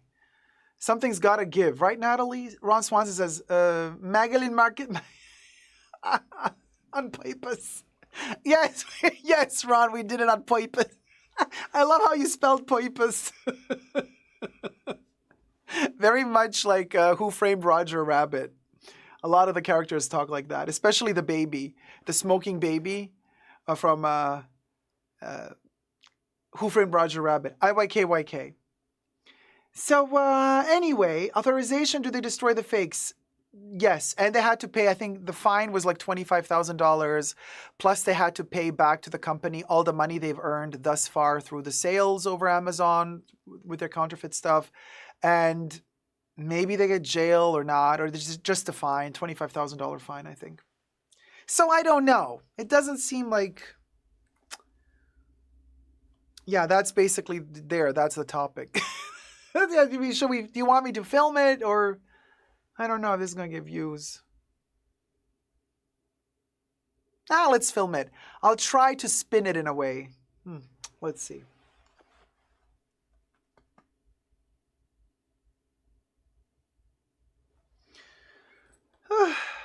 We'll go.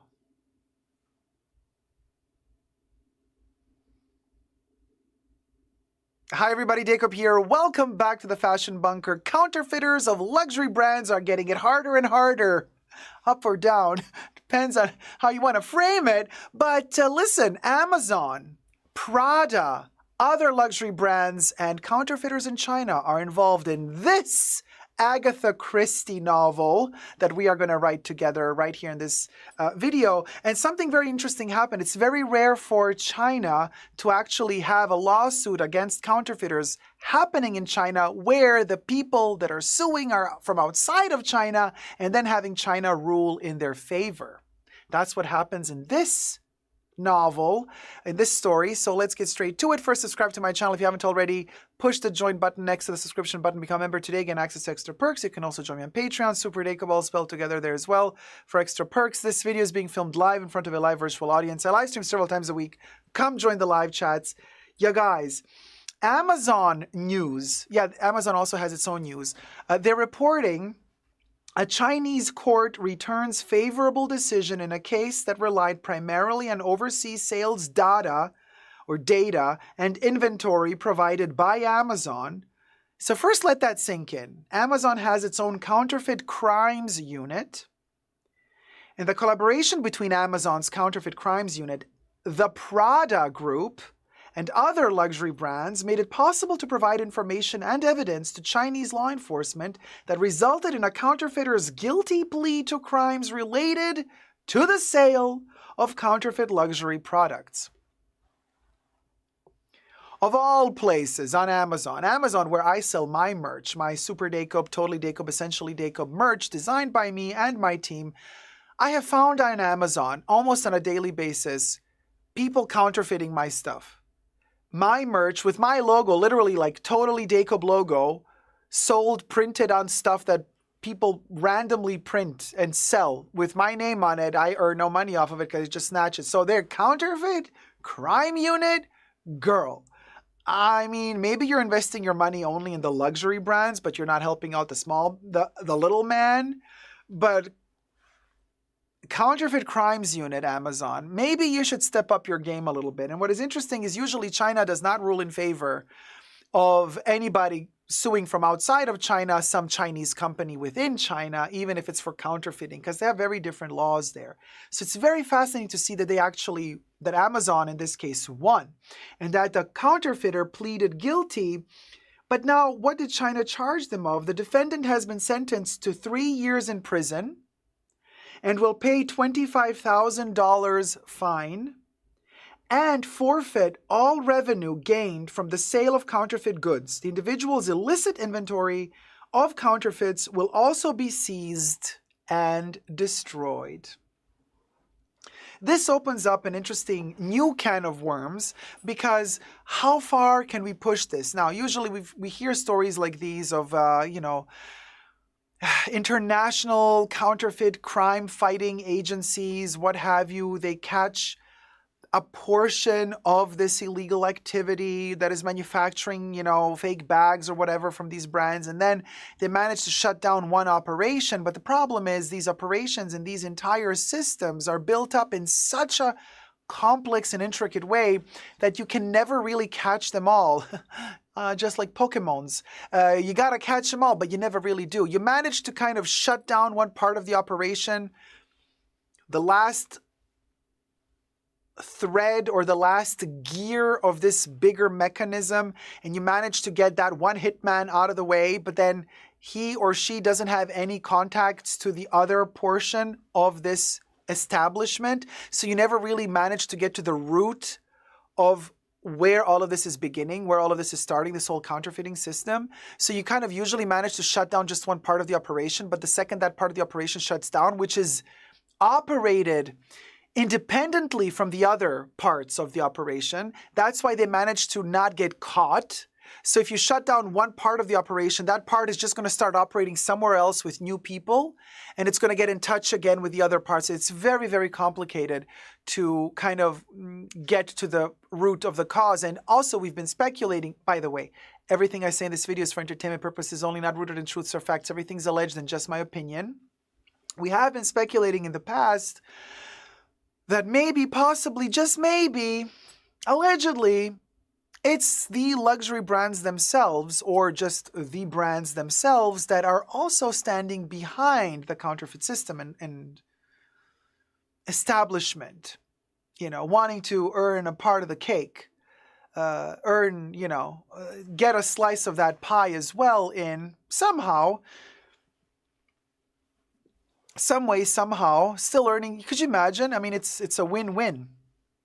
If a brand manages to sell you really high-end, good quality originals in their boutiques for the idiot who's ready to pay $10,000 for a bag, and then for the more clever person who thinks they're more clever because they want to buy a counterfeit for, instead of $10,000, $1,000, the brand says, we'll give them the lower quality. We'll call it a fake, even though we're still making it. So it's technically not a fake, but, and we're still going to earn the money. Because the $1,000, there's still profit to be made off of that $1,000. Allegedly. I'm just speculating here. This is not rooted in any truths or facts, okay? But I'm just saying, open your eyes, people. The jig is up. Something is rotten in the land of Denmark, as they say.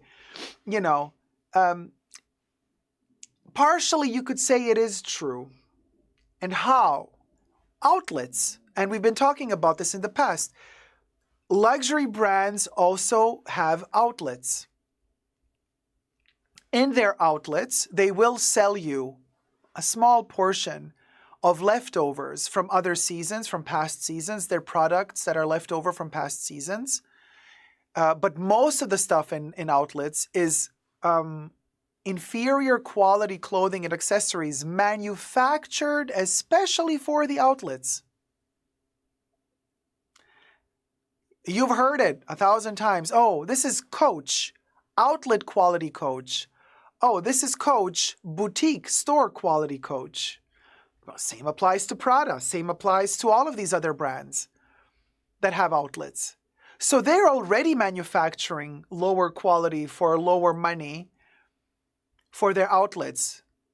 So they're already getting us used to this idea. I don't know. Something is brewing. Something is sizzling and cooking and titillating. The end of luxury is not nigh. Luxury is dead already. Wake up and smell the coffee, you guys. Just wake up and smell the coffee. Let me know your thoughts and prayers in the comment section down below. Until then, enjoy your expensive bags. You know, enjoy being suckered into spending all that money for them. Enjoy. If it makes you happy, that's all that matters. Dreamland is a wonderful land to be in after all. Take care. Thumb up the video and subscribe. Never give up on love. Bye. Mwah.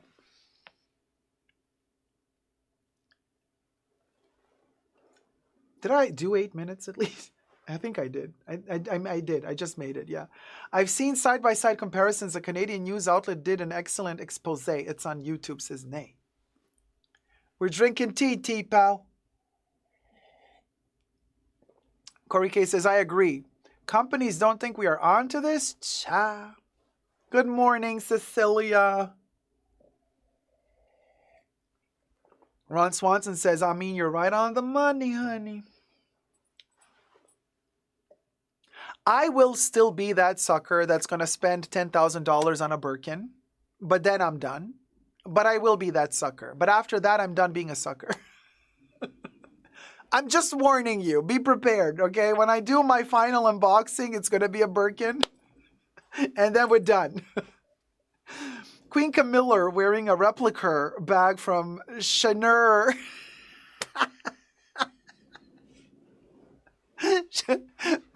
Wait. Emotion engine. Quern. We need to put an R in Queen as well.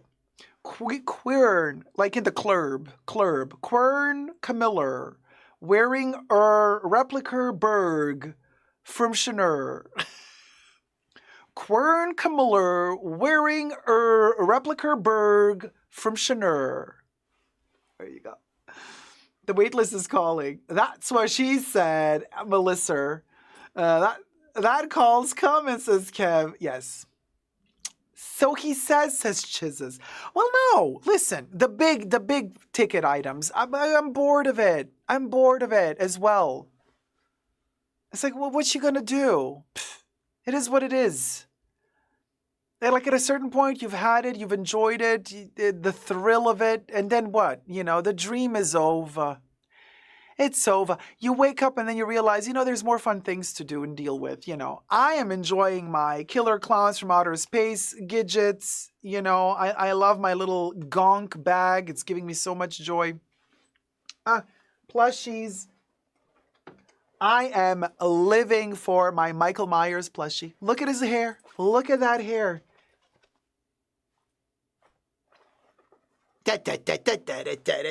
Yeah, okay, Mikey. No stabbing the audience. Let them live. For crying out loud. That's all he wants. Just he's a stabber.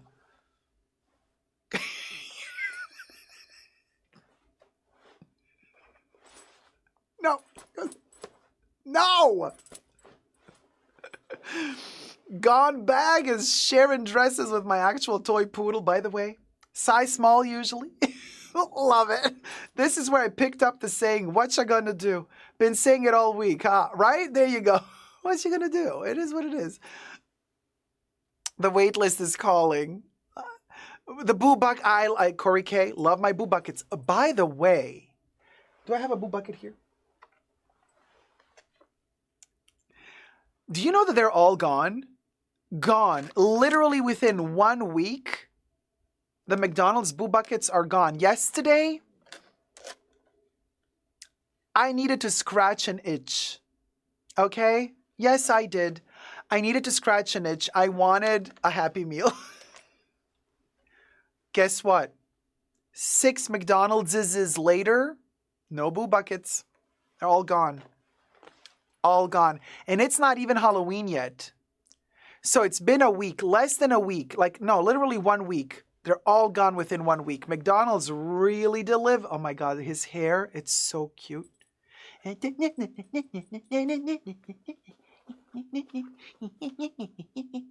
Very Peter Griffin. So anyway, they are vampire boo buckets, so they all flew away. Exactly. They're all gone. I'm not talking about just the purple one. All four. All four. They do not have any boo buckets left. So anyway. Oh.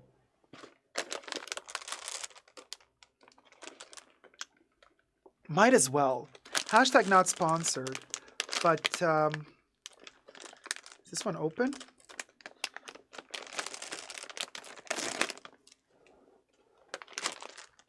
Not sponsored. Caramel cold brew coffee M&Ms. IYKYK. Yeah, this is really... let me, you know what? Let me bite into one of these suckers. They're so good. So they have the shape of like the peanut M&Ms, but because they're like, you know, chubby and round, but they got a caramel coffee inside. Yes, Gloria, they taste like coffee.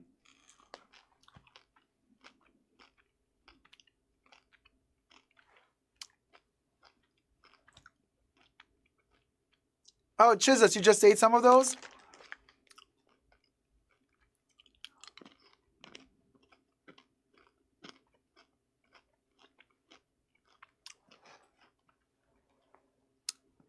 They're amazing. Oh, tea pal, really? Your hubby didn't care for them since you switched. Oh, you switched yours to tea. And how does the green one look like? Look at this. This is the ghost M&M. Oh my God! Wait, let me do a screenshot of this. This is so.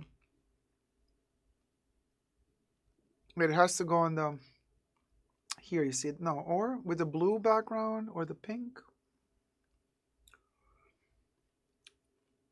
No, this looks too much. Maybe this one.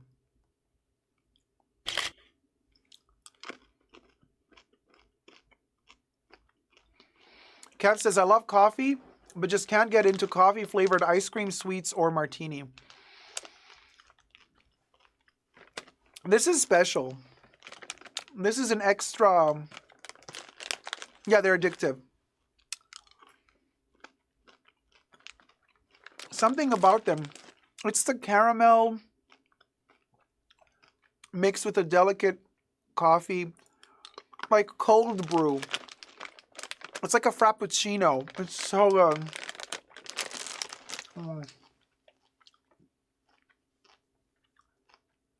Show us the bag, please, says Corey K.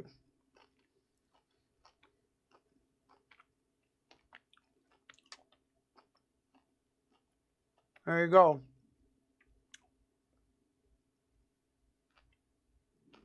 There you go. Oh, I love the outside shell, Yankee Barbs. I love the crunchy outside shell and then that soft caramel on the inside. Such a great juxtaposition. And then the best thing ever is to eat these with salty pretzels. One of these and then a salty little miniature pretzel. Little tiny snack pretzels.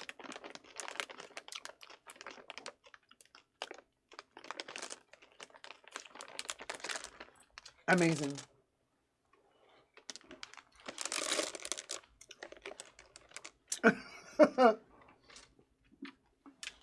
The jack-o'-lantern is like, oh my God, Umbergerd, Camiller. Should we call you Camiller? Camiller. Camiller, the jerker learned. The jerker.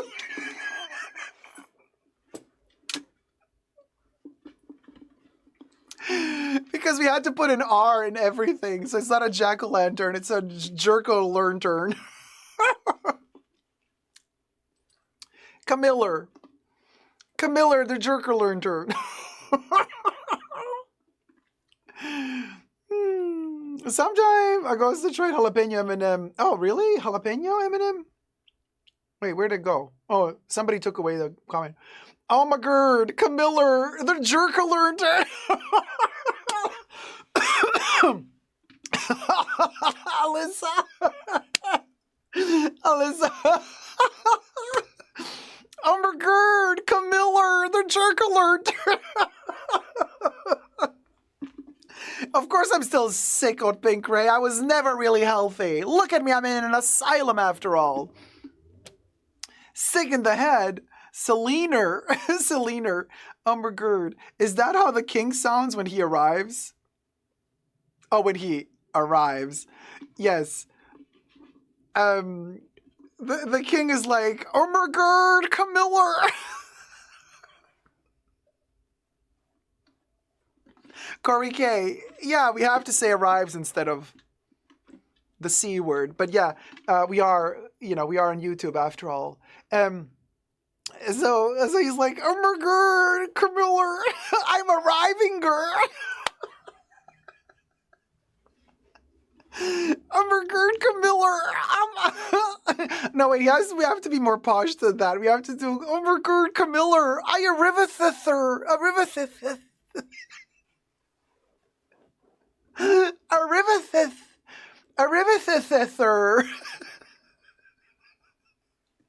And Camiller is like, Camiller's like, let me get out of here.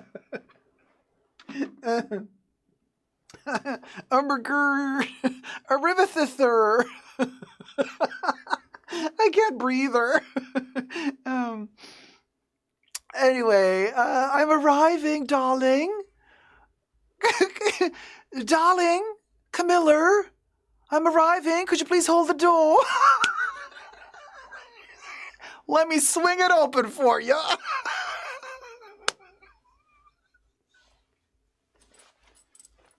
Jail. Take me to jail. The frisbee of shame. Take me to jail. Swinging doors and all. The double flaps. Hold it. Exactly. I can't. Let me. On Pink Ray. Yeah, Camiller is like, Charles. Wait, people.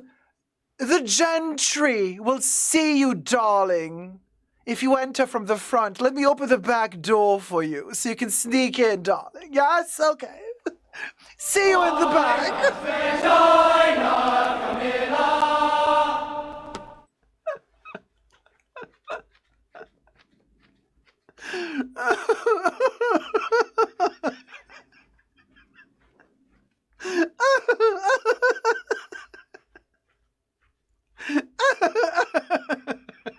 Hella Barbara Rank. You wanted to say I can't breathe, but you ended up saying I can't breed her. Nobody said you gotta breed her.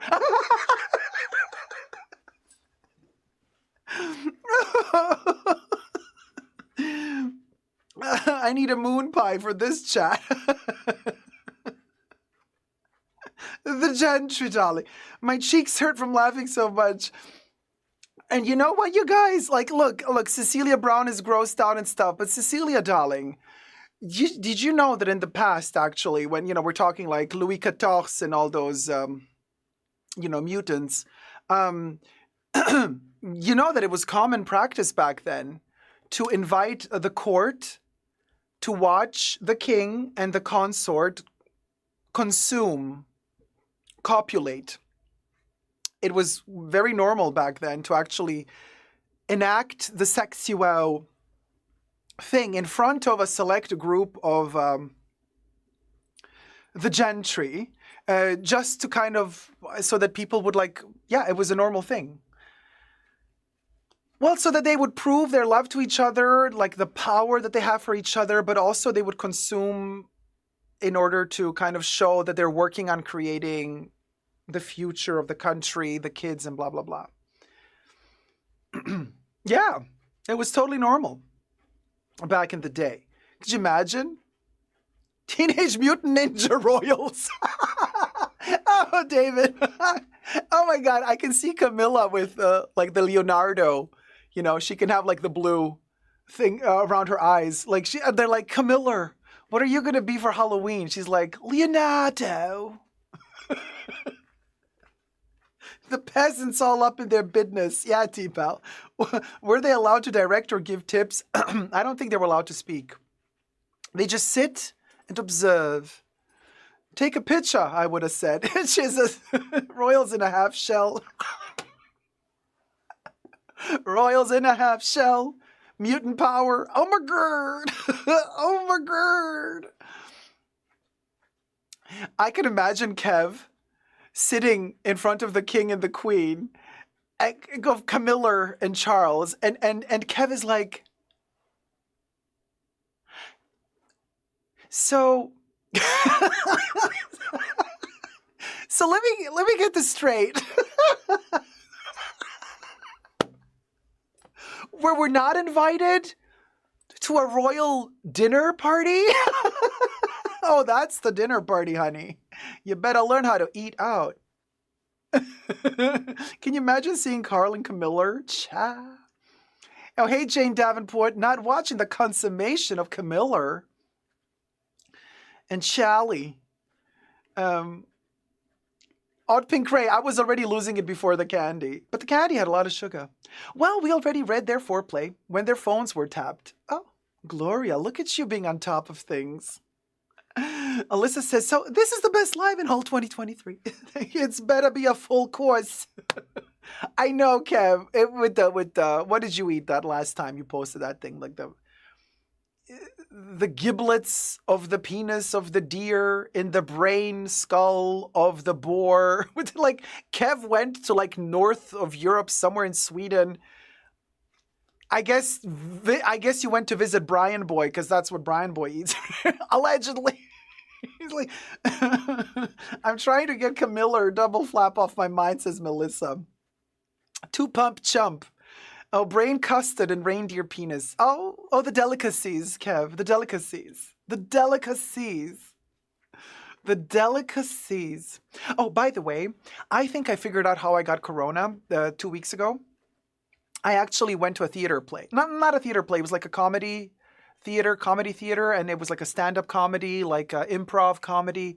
And, well, there was a French person in there. And, and of course, he had to have the French jerk who had to do the shtick, because when you do improv, usually the group comes out and, you know, to begin improv, they look towards the audience and they ask the audience to give them one word. And that word initiates the entire process of the improv. So usually somebody from the audience or several members of the audience scream out one word. And then the group member that picks the word from the actual improv acting group, they just choose which one of the words were thrown in the air. And then they kind of start playing improv on stage with that word. So of course there was this like French dude in the audience. Oh my God, they're typical. So if people, you know, like, okay, give us a word. And Alyssa, oh my God, the French jerk alerter. So the French jerk alerter. So people are kind of nice. You know how audiences are. Everybody's usually polite and they say like giraffe, toy, jack-o'-lantern, you know. No, the French turd had to do something in French.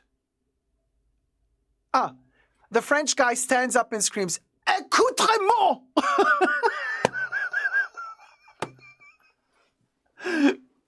I kid you not, the entire audience was like,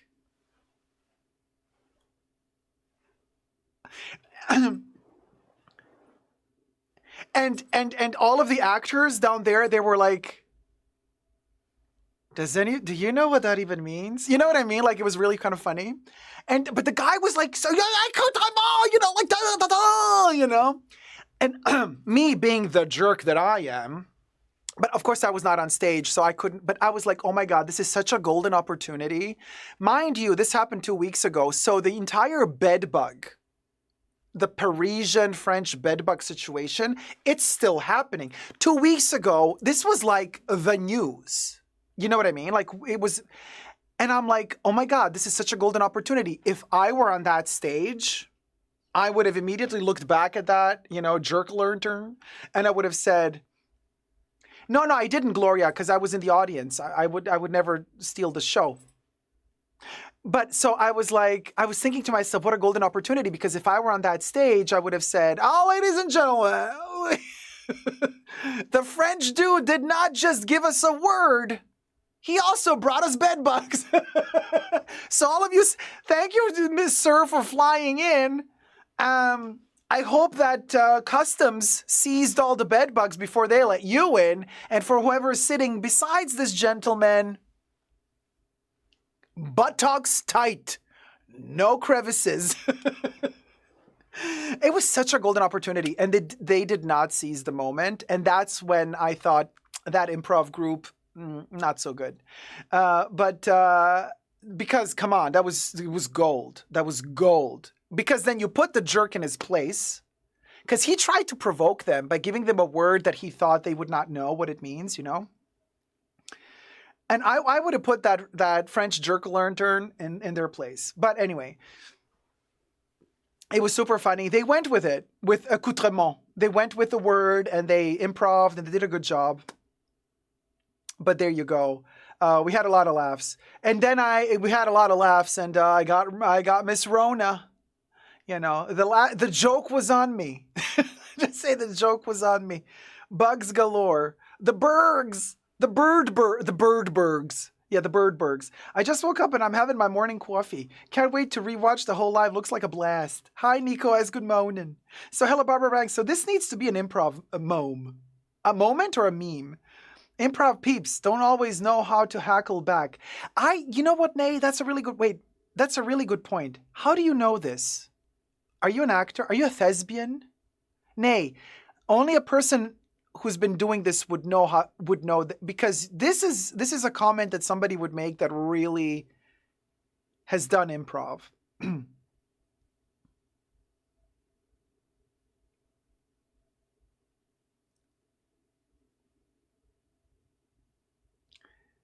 Nay, are you in the acting business? Gloria's like, so we can't blame McDonald's. No, you can't. It's not McDonald's fault. Yeah, Chizus, I'm not going to... I mean, you blame McDonald's for all you want. I love McDonald's, so... Hashtag not sponsored, but I just love it. Yeah, I stand-up comic would have put him in his place. My dad is from New York. I have done acting. There you go. I knew it, Nay, because your comment was like so specific. Like, improv people don't always know how to heckle back. And you know this only if you've been in the business or if you've dealt with the business for a while, because it's true. Sometimes improv, because you guys, improv is not always stand-up comedy, right? And exactly, Blonde and Chatty. Stand-up comic would have put him in his place. So, like, it's very rare to have both at the same time. Somebody who's really good at stand-up comedy, but also doing improv, then you can, like, bounce back immediately with your audience. However, I think the whole group was set up to bounce off of each other because it was an acting improv group on stage. So they just needed one word from the audience, and then they kept bouncing off of each other for the entire duration of the show. It was a lot of fun, don't get me wrong. But that French guy irked me the wrong way. You know, irked me the wrong way with that, like, oh, look, the French guy arrived and now he's going to dominate the scene. I'm like, girl, your alpha male mask for mask shtick. Leave it with the bed bugs at home. You know what I mean? Anyway, fascinating. Oh, you know what? Let me spray a little bit of perfume. Why not?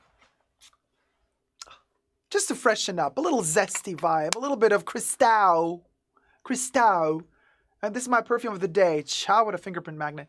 Cristal. By Chanel. Cristaller. By Chanel. You know. It's the best perfume for the day. You understand. Okay. Who can guess who I was quoting here? Except it was costume instead of perfume. I just changed costume to perfume. Who's going to win bragging rights?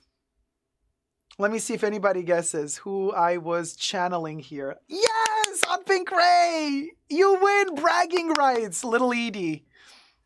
I was Little Edie from Grey Gardens. This is the best costume for the day. You understand. No, the nanny, okay. The nanny, she would talk more nasal, like this. I think the nanny would be more out of the nose. Fran Drescher.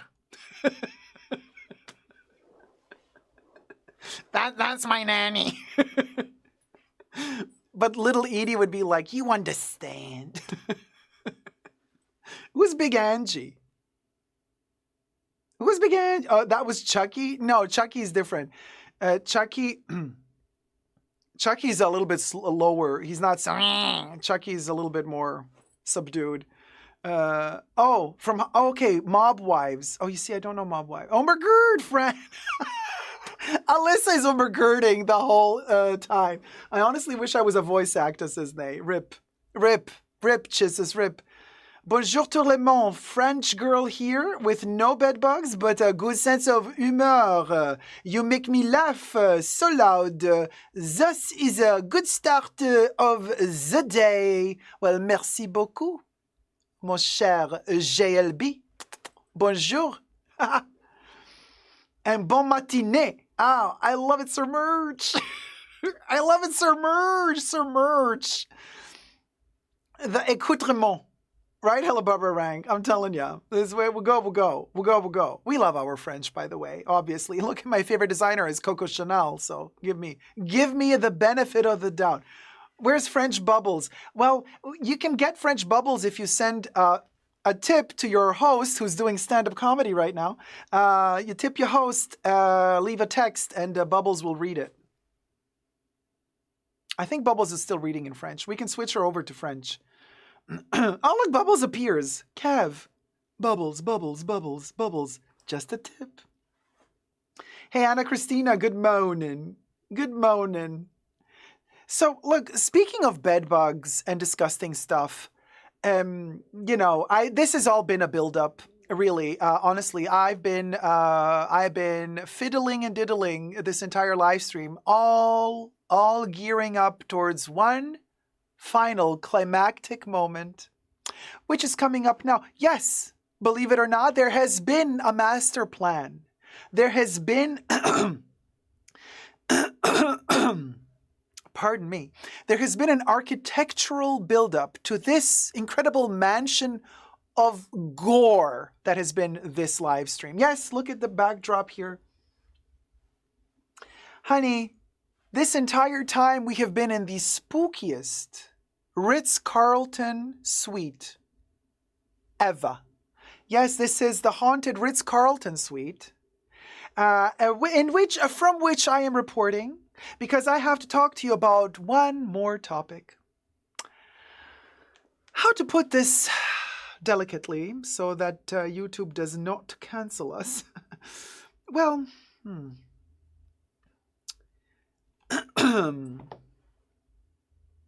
Bubbles, hit it. Let's just, there you go.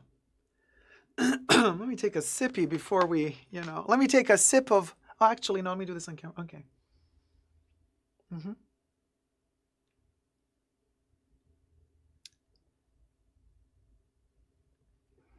Let me take a sip of water before we start this.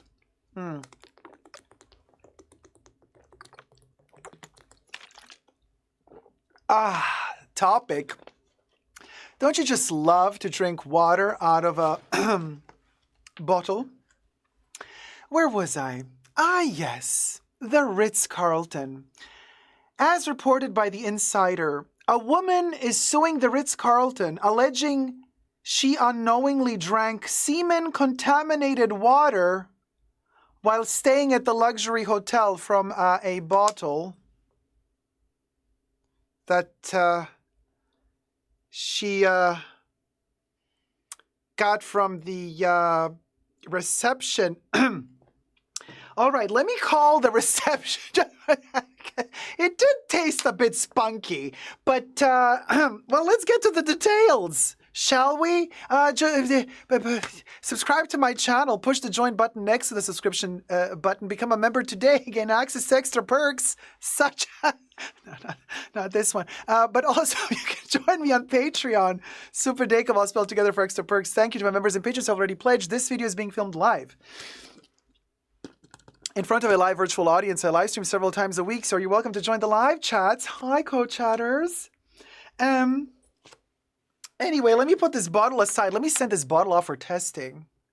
While the Insider reports about a couple is suing the Ritz-Carlton after the woman says she drank semen-contaminated water per the Mercury News, and then reported by Insider. Now, so the couple remains anonymous. They just refer to the couple as Jane and John Doe. And they checked into the California hotel, the Ritz-Carlton in Half Moon Bay, California. Everything I say in this video is for entertainment purposes only, not rooted in truths or facts. Everything's alleged and just my opinion. Okay, we'll go. So the Ritz-Carlton in Half Moon Bay, California, last November of 2022. And their little 3-day or 4-day stay in the hotel ended in horror after the woman drank semen-contaminated water, or so she alleges. Now, this is really interesting. So basically, they had a 4-night stay last fall, according to a lawsuit. Yeah, there is a lawsuit viewed by Insider. Now, it was filed on October 12th in the Northern District of California. And the case says that the couple is suing for sexual, and then the A word after that, intentional infliction of emotional distress, negligence, and then the last part is very fascinating to me because I had to really think, wait, what do they mean by this one? And they're suing for loss of consortium, or consortium, as you would say it in Latin, darling, Latin. So loss of consortium, I'm like, consortium? Is that like an Adidas sneaker? Did they IYK. Anyway, now, the Ritz-Carlton has a spokesperson, as one does these days. And yes, they have spoken. The spokesperson left a comment. The spokesperson declined to leave a comment. But how do we know that there was actually semen in the bottle? Now, here's the story. The lawyers representing the couple did not respond to a request for comment made outside regular working hours. Obviously, if you're asking them to comment outside of regular working hours, who's going to respond? But here's the story. So apparently the lady and her hubby were going back to their room after some event in the hotel, and they asked at the reception, could you please be so kind to set up a couple of bottles of water? Do you think it was Camilla and Charles? No. I don't even want to go there with my ratchet mind. So they came upstairs to their rooms. They were about to go to bed. The bottles of water were delivered very soon thereafter, as per this article. Allegedly everything, of course. And so the lady apparently... the story goes that the husband and wife fell asleep. They put the bottles next to their beds. They did not sip the water, apparently, before falling asleep, but they just kept the bottle next to the bed just in case they needed the water during the sleep. Now, this is where things get a little bit confusing to me. So basically what this article tells me is that the lady and her hubby did not test the waters before falling asleep. So they fell asleep. So you're unconscious for a certain amount of time. So did the husband get all kinky on his wife and do something with the bottle or what? Because this is where I lose them, right? Apparently they did not drink the water before falling asleep. She wakes up in the middle of the night, grabs for the bottle, unscrews the bottle,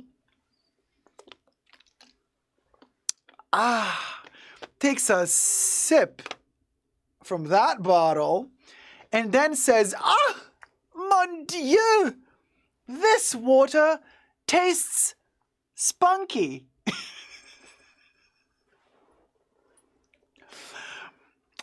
And she immediately says to her husband, darling, this water is contaminated by the semen of 1,000 men. And the hubby's like, oh, really? I don't know what they did, but anyway, they complained to the reception. The bottle was then taken, and this is the weird part, by the Ritz to send it off for evaluation. And apparently, the Ritz did give the couple, allegedly, the information after a test of the interiors of the bottle have been done, that yes, indeed, that water did have semen in the mix. A little protein shake, if you may. And so, but here's the weird twist. The Ritz-Carlton did not want to give the bottle back to the couple. The Ritz-Carlton did not want to give the bottle to the police. They did not want to comment on, give out the names of the people working at the Ritz that night, like the workers that might be implicated in like delivering the bottle with the semen or what have you. Now, so the couple is now suing, right, for moral damages and consortium damages. And now we get to this consortium thing. Now, what's a consortium? But let me reiterate. So the Ritz-Carlton subsequently sends the water bottle to a laboratory for analysis, and the testing confirmed that the water contained semen. This is what the article says, okay? And they say the lawsuit says exactly that. But it states that a claims adjuster for Marriott and Ritz are in cahoots, I guess, called the couple to confirm that the bottle contained semen, but doesn't say whether the couple or their lawyers saw the results of the tests themselves. Now, the suit claims that the Ritz-Carlton will not give the water bottle or a copy of the test results to law enforcement for analysis, and will not disclose the identities of the hotel employees on duty that day, so that their backgrounds and criminal histories can be scrutinized.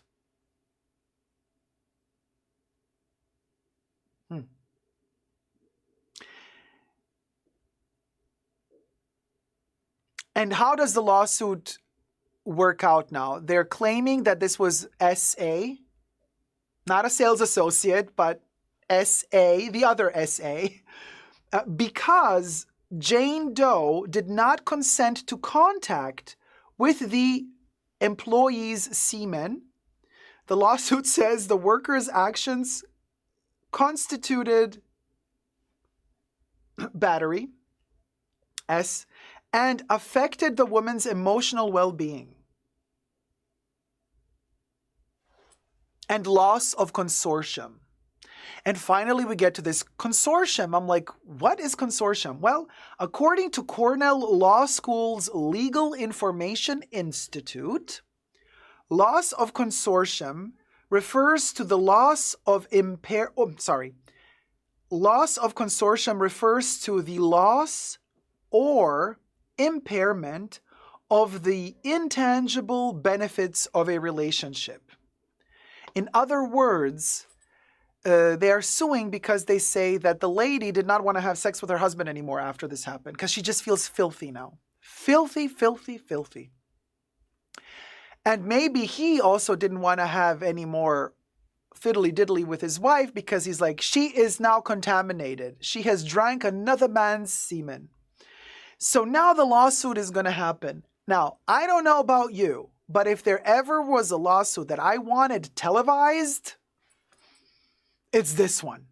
I want this televised, and I want the entire story, and I want the counterclaim. I want the Ritz-Carlton to try to make it sound like the semen in that bottle was her husband's, and I want her lawyers to try to say that it's like some higher up person at the Ritz who did this with the semen.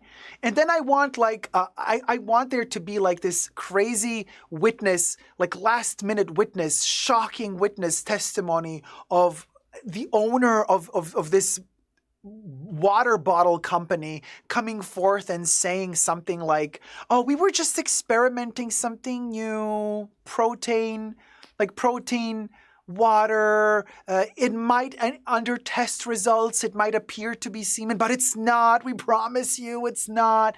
Like, I want the craziest lawsuit to play out on camera.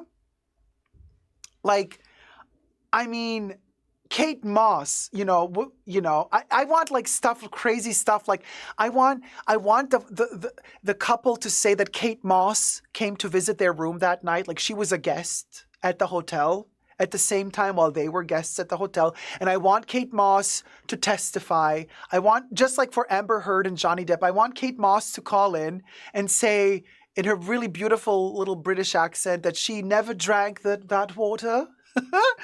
I want Naomi Campbell. I want Naomi to testify as well. And I want her to go into court and to say, them was diamonds, them was not semen bottles. And I want, IYKYK, Naomi, with Mia Farrow testifying about the blood diamonds. And then she switched to that accent. She first started totally posh. And then towards the end, she was like, them was diamonds, them was. And I want this thing to be the lawsuit of the year. And I want to sit there with you guys and live stream every single day of that lawsuit. It's going to be epic. Epic. Epic. And then, how's the end? I don't know. Maybe it's too simple to say that it was the husband's fault. He did it in the middle of the night. I want a plot twist. I want something unexpected to happen. I want that lawsuit to end with a moment where all of us are gutted and we are shook. And the Ritz-Carlton is like, and it all happened right here. Come visit us. Come stay at our little humble abode. Who is the couple? John and Jane Doe, they refer to them in this article. Why does this couple want to remain anonymous? And how come is this couple in California, of all places, at the Ritz? Megale, Markele, Harile, and Megale? Were you at the Ritzle? And one doth wonder, did the spare have one to spare for that water bottle? Questions, questions, questions, and oh, so little time for answers. Well, I will spare you the conclusion and the verdict to this story in the comment section down below. Let a hoe know. And until next time, never forget to never give up on consortium love. Bye.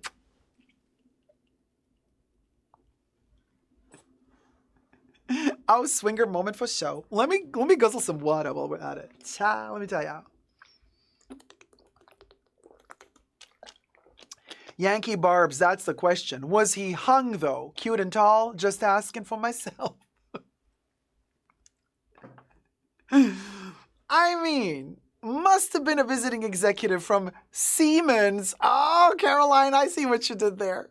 Oh, I see what you did there. AM says, I won't stay at the Ritz with their spunk-flavored waters. We need the creepy guy to testify. How big was the opening? Jesus. Alyssa says, Mon Dieu, Camiller, Semener, infused invigorating or water. How did it get in there, though?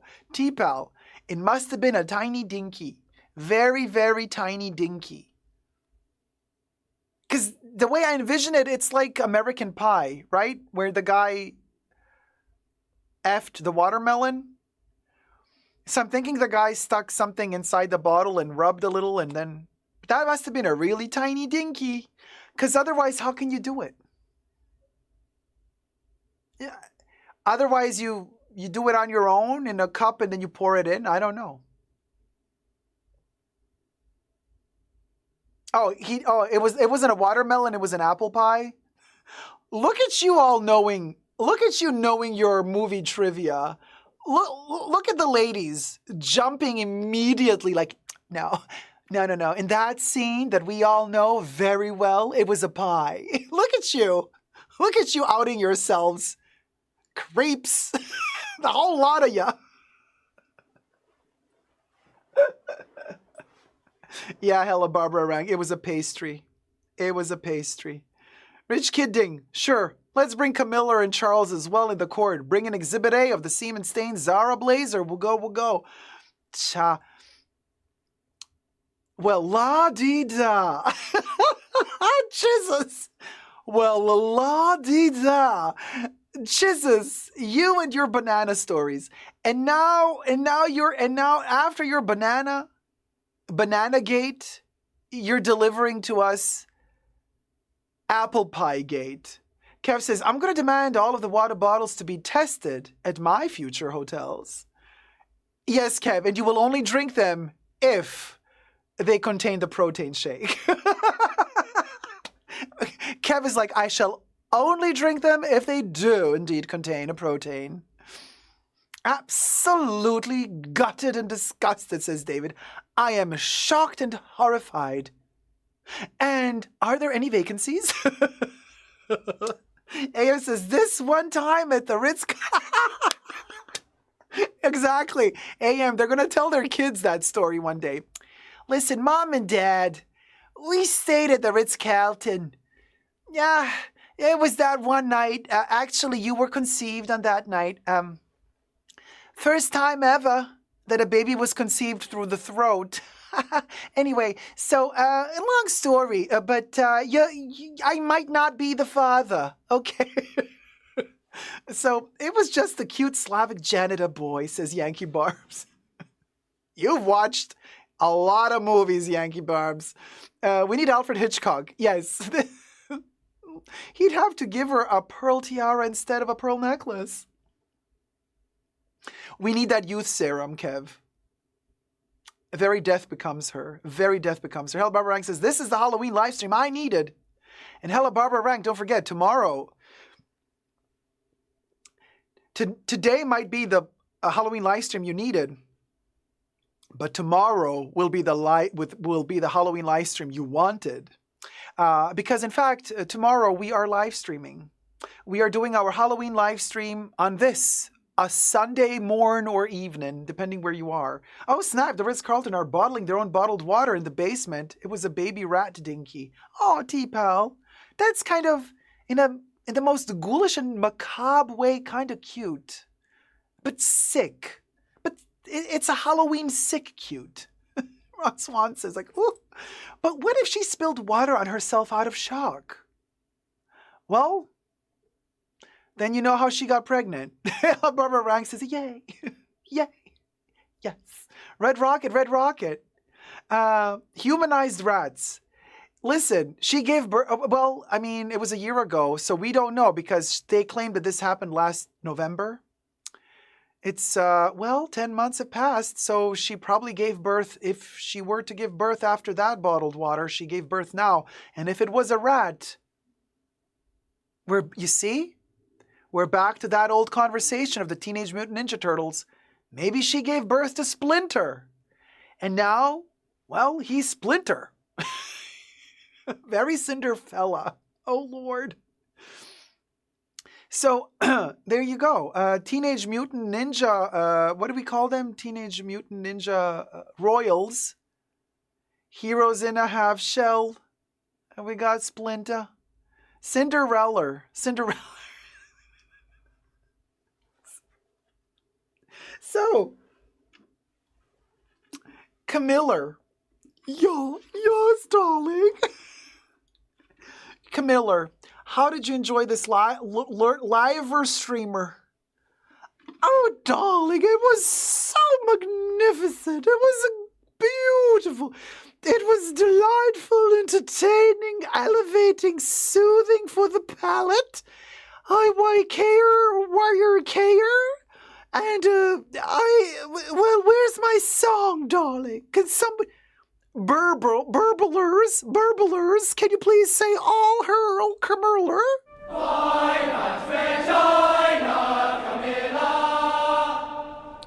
Why, thank you, burblers. Thank you. Now, I best be off. I best go back to Charles. Yeah, I heard he's gifting me a double flap for Halloween. A Chernurl Derberflurp. Oh, the excitement. Toodles. All right, Camilla. You are so in denial. All right. Well, you know what? I cannot believe we made it through 3 hours of this asylum. And I've been wearing this for a reason, because this was the Halloween asylum of the Fashion Bunker. Thank you to our asylum mods for keeping this lot of crazy folk in gear, for keeping us tight, keeping those double flaps shut. Hit it, Bubbles. A special thanks to the mods in the Fashion Bunker. Thanks to Debbie, Jesus, Creation, Nicole, Kebs, and Gloria. Bubbles loves you.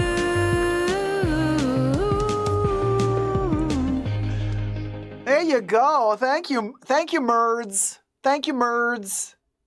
I hope you've enjoyed the show today. I've delivered that stand-up comedy. Let me tell you. Woo-cha. So, now that we've delivered a stand-up comedy, Camilla, would you care to join us? We got like around 20 new members. And now the 20 new members can all use the special exclusive emojis that only members can use. So find your we'll go emoji. Let's dance with Camilla to our favorite tune. We'll go. Hit it, flood it, fam, with the we'll go. Hey, Picky Ricky. Camilla.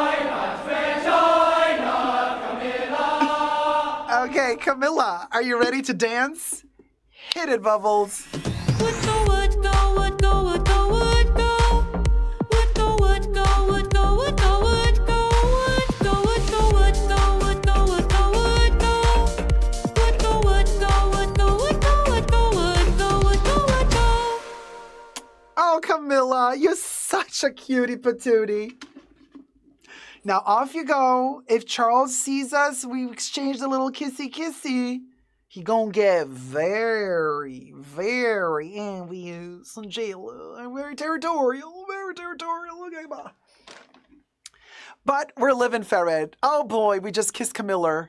So I guess after kissing Camilla, we gotta do the living ferret. Are you ready for the living ferret emojis? The pink one. The pink one is the living ferret emoji. Hit it, Bubbles. I'm living ferret, living ferret. Living ferret, living ferret, living ferret, living ferret. Oh, that spunky water. And now let's go a little bit of Diane Ferret. Diane Ferret is the green one.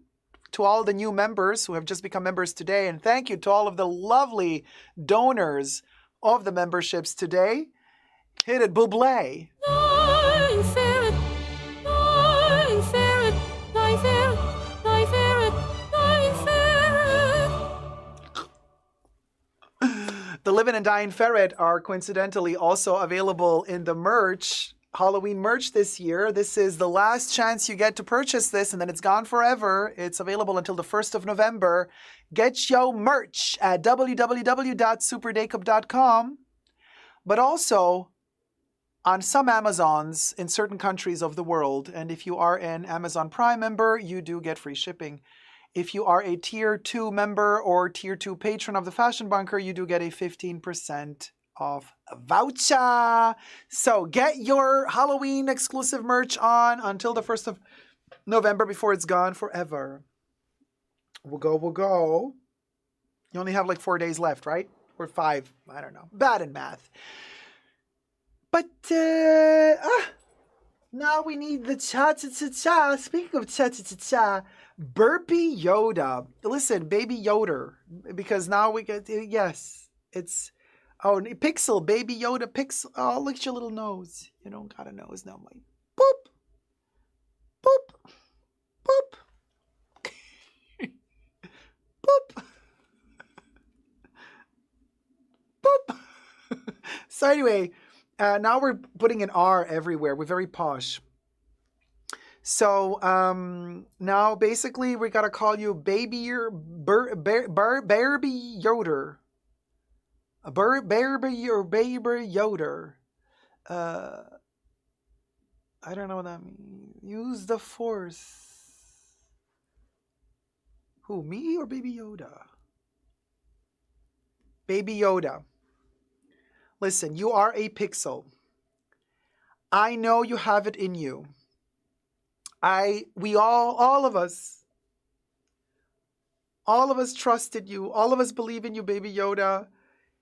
Let me tell you a piece of wisdom that one of the dumbest people I've ever met in my life said.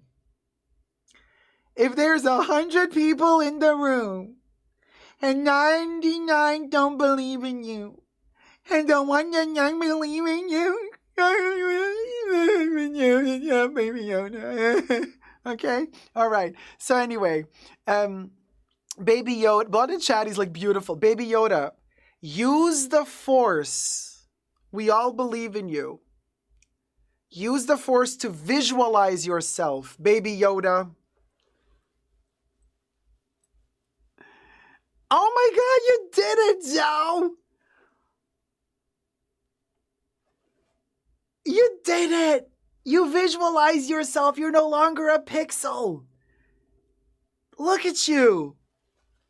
You're back again, Baby Yoda. Amazing. Yeah. Yes, Baby Yoda, you're no longer a pixel. I want to see the cha-cha-cha-cha now. Hit it, Bubbles. Ciao, ciao, ciao, ciao. Ciao, ciao, ciao, ciao. Ciao, ciao, ciao. Ciao. Oh my God, what are you going to do now? Now that you're not a pixel anymore, you can eat all the food. Like, it's not just going to go through you like air. You are real. Go eat the nuggets. Go eat the nuggets.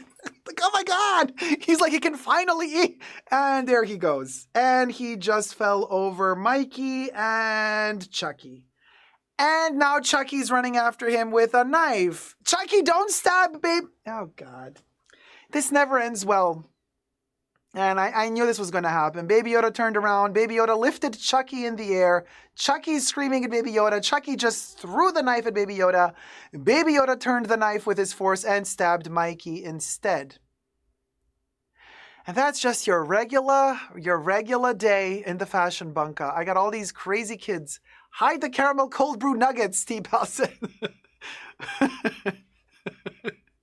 Alyssa says, like, bye, Bayer, Camiller, Daker, Burr, Merds, Burby, Yerder. We got the Band-Aids. Yeah, I have special Band-Aids just for Baby Yoda incidents. One moment in time. Exactly. Did I hear Gonk barking again? Yeah, it's always Gonk. I have Elvira running after Gonk, but you know how it is. Elvira just always forgets. The force is strong with this one. And with you too, guys. So I hope to see you all tomorrow for the Halloween live stream. Get ready to call in. If technically everything works out, we're going to be calling in and, well, you know, talking to each other. Good night, guys, and good morning. Good night, Terry. Good morning to Australia. Can't wait for the bash. Can't wait for the bash. What you going to bring? What's going to be the stash? Love you loads. Thank you for joining this journey today. I hope you had fun during this live stream. I hope you enjoyed the show. That's all, folks. Until next time, we'll go. Never give up on love. Bye. Mwah.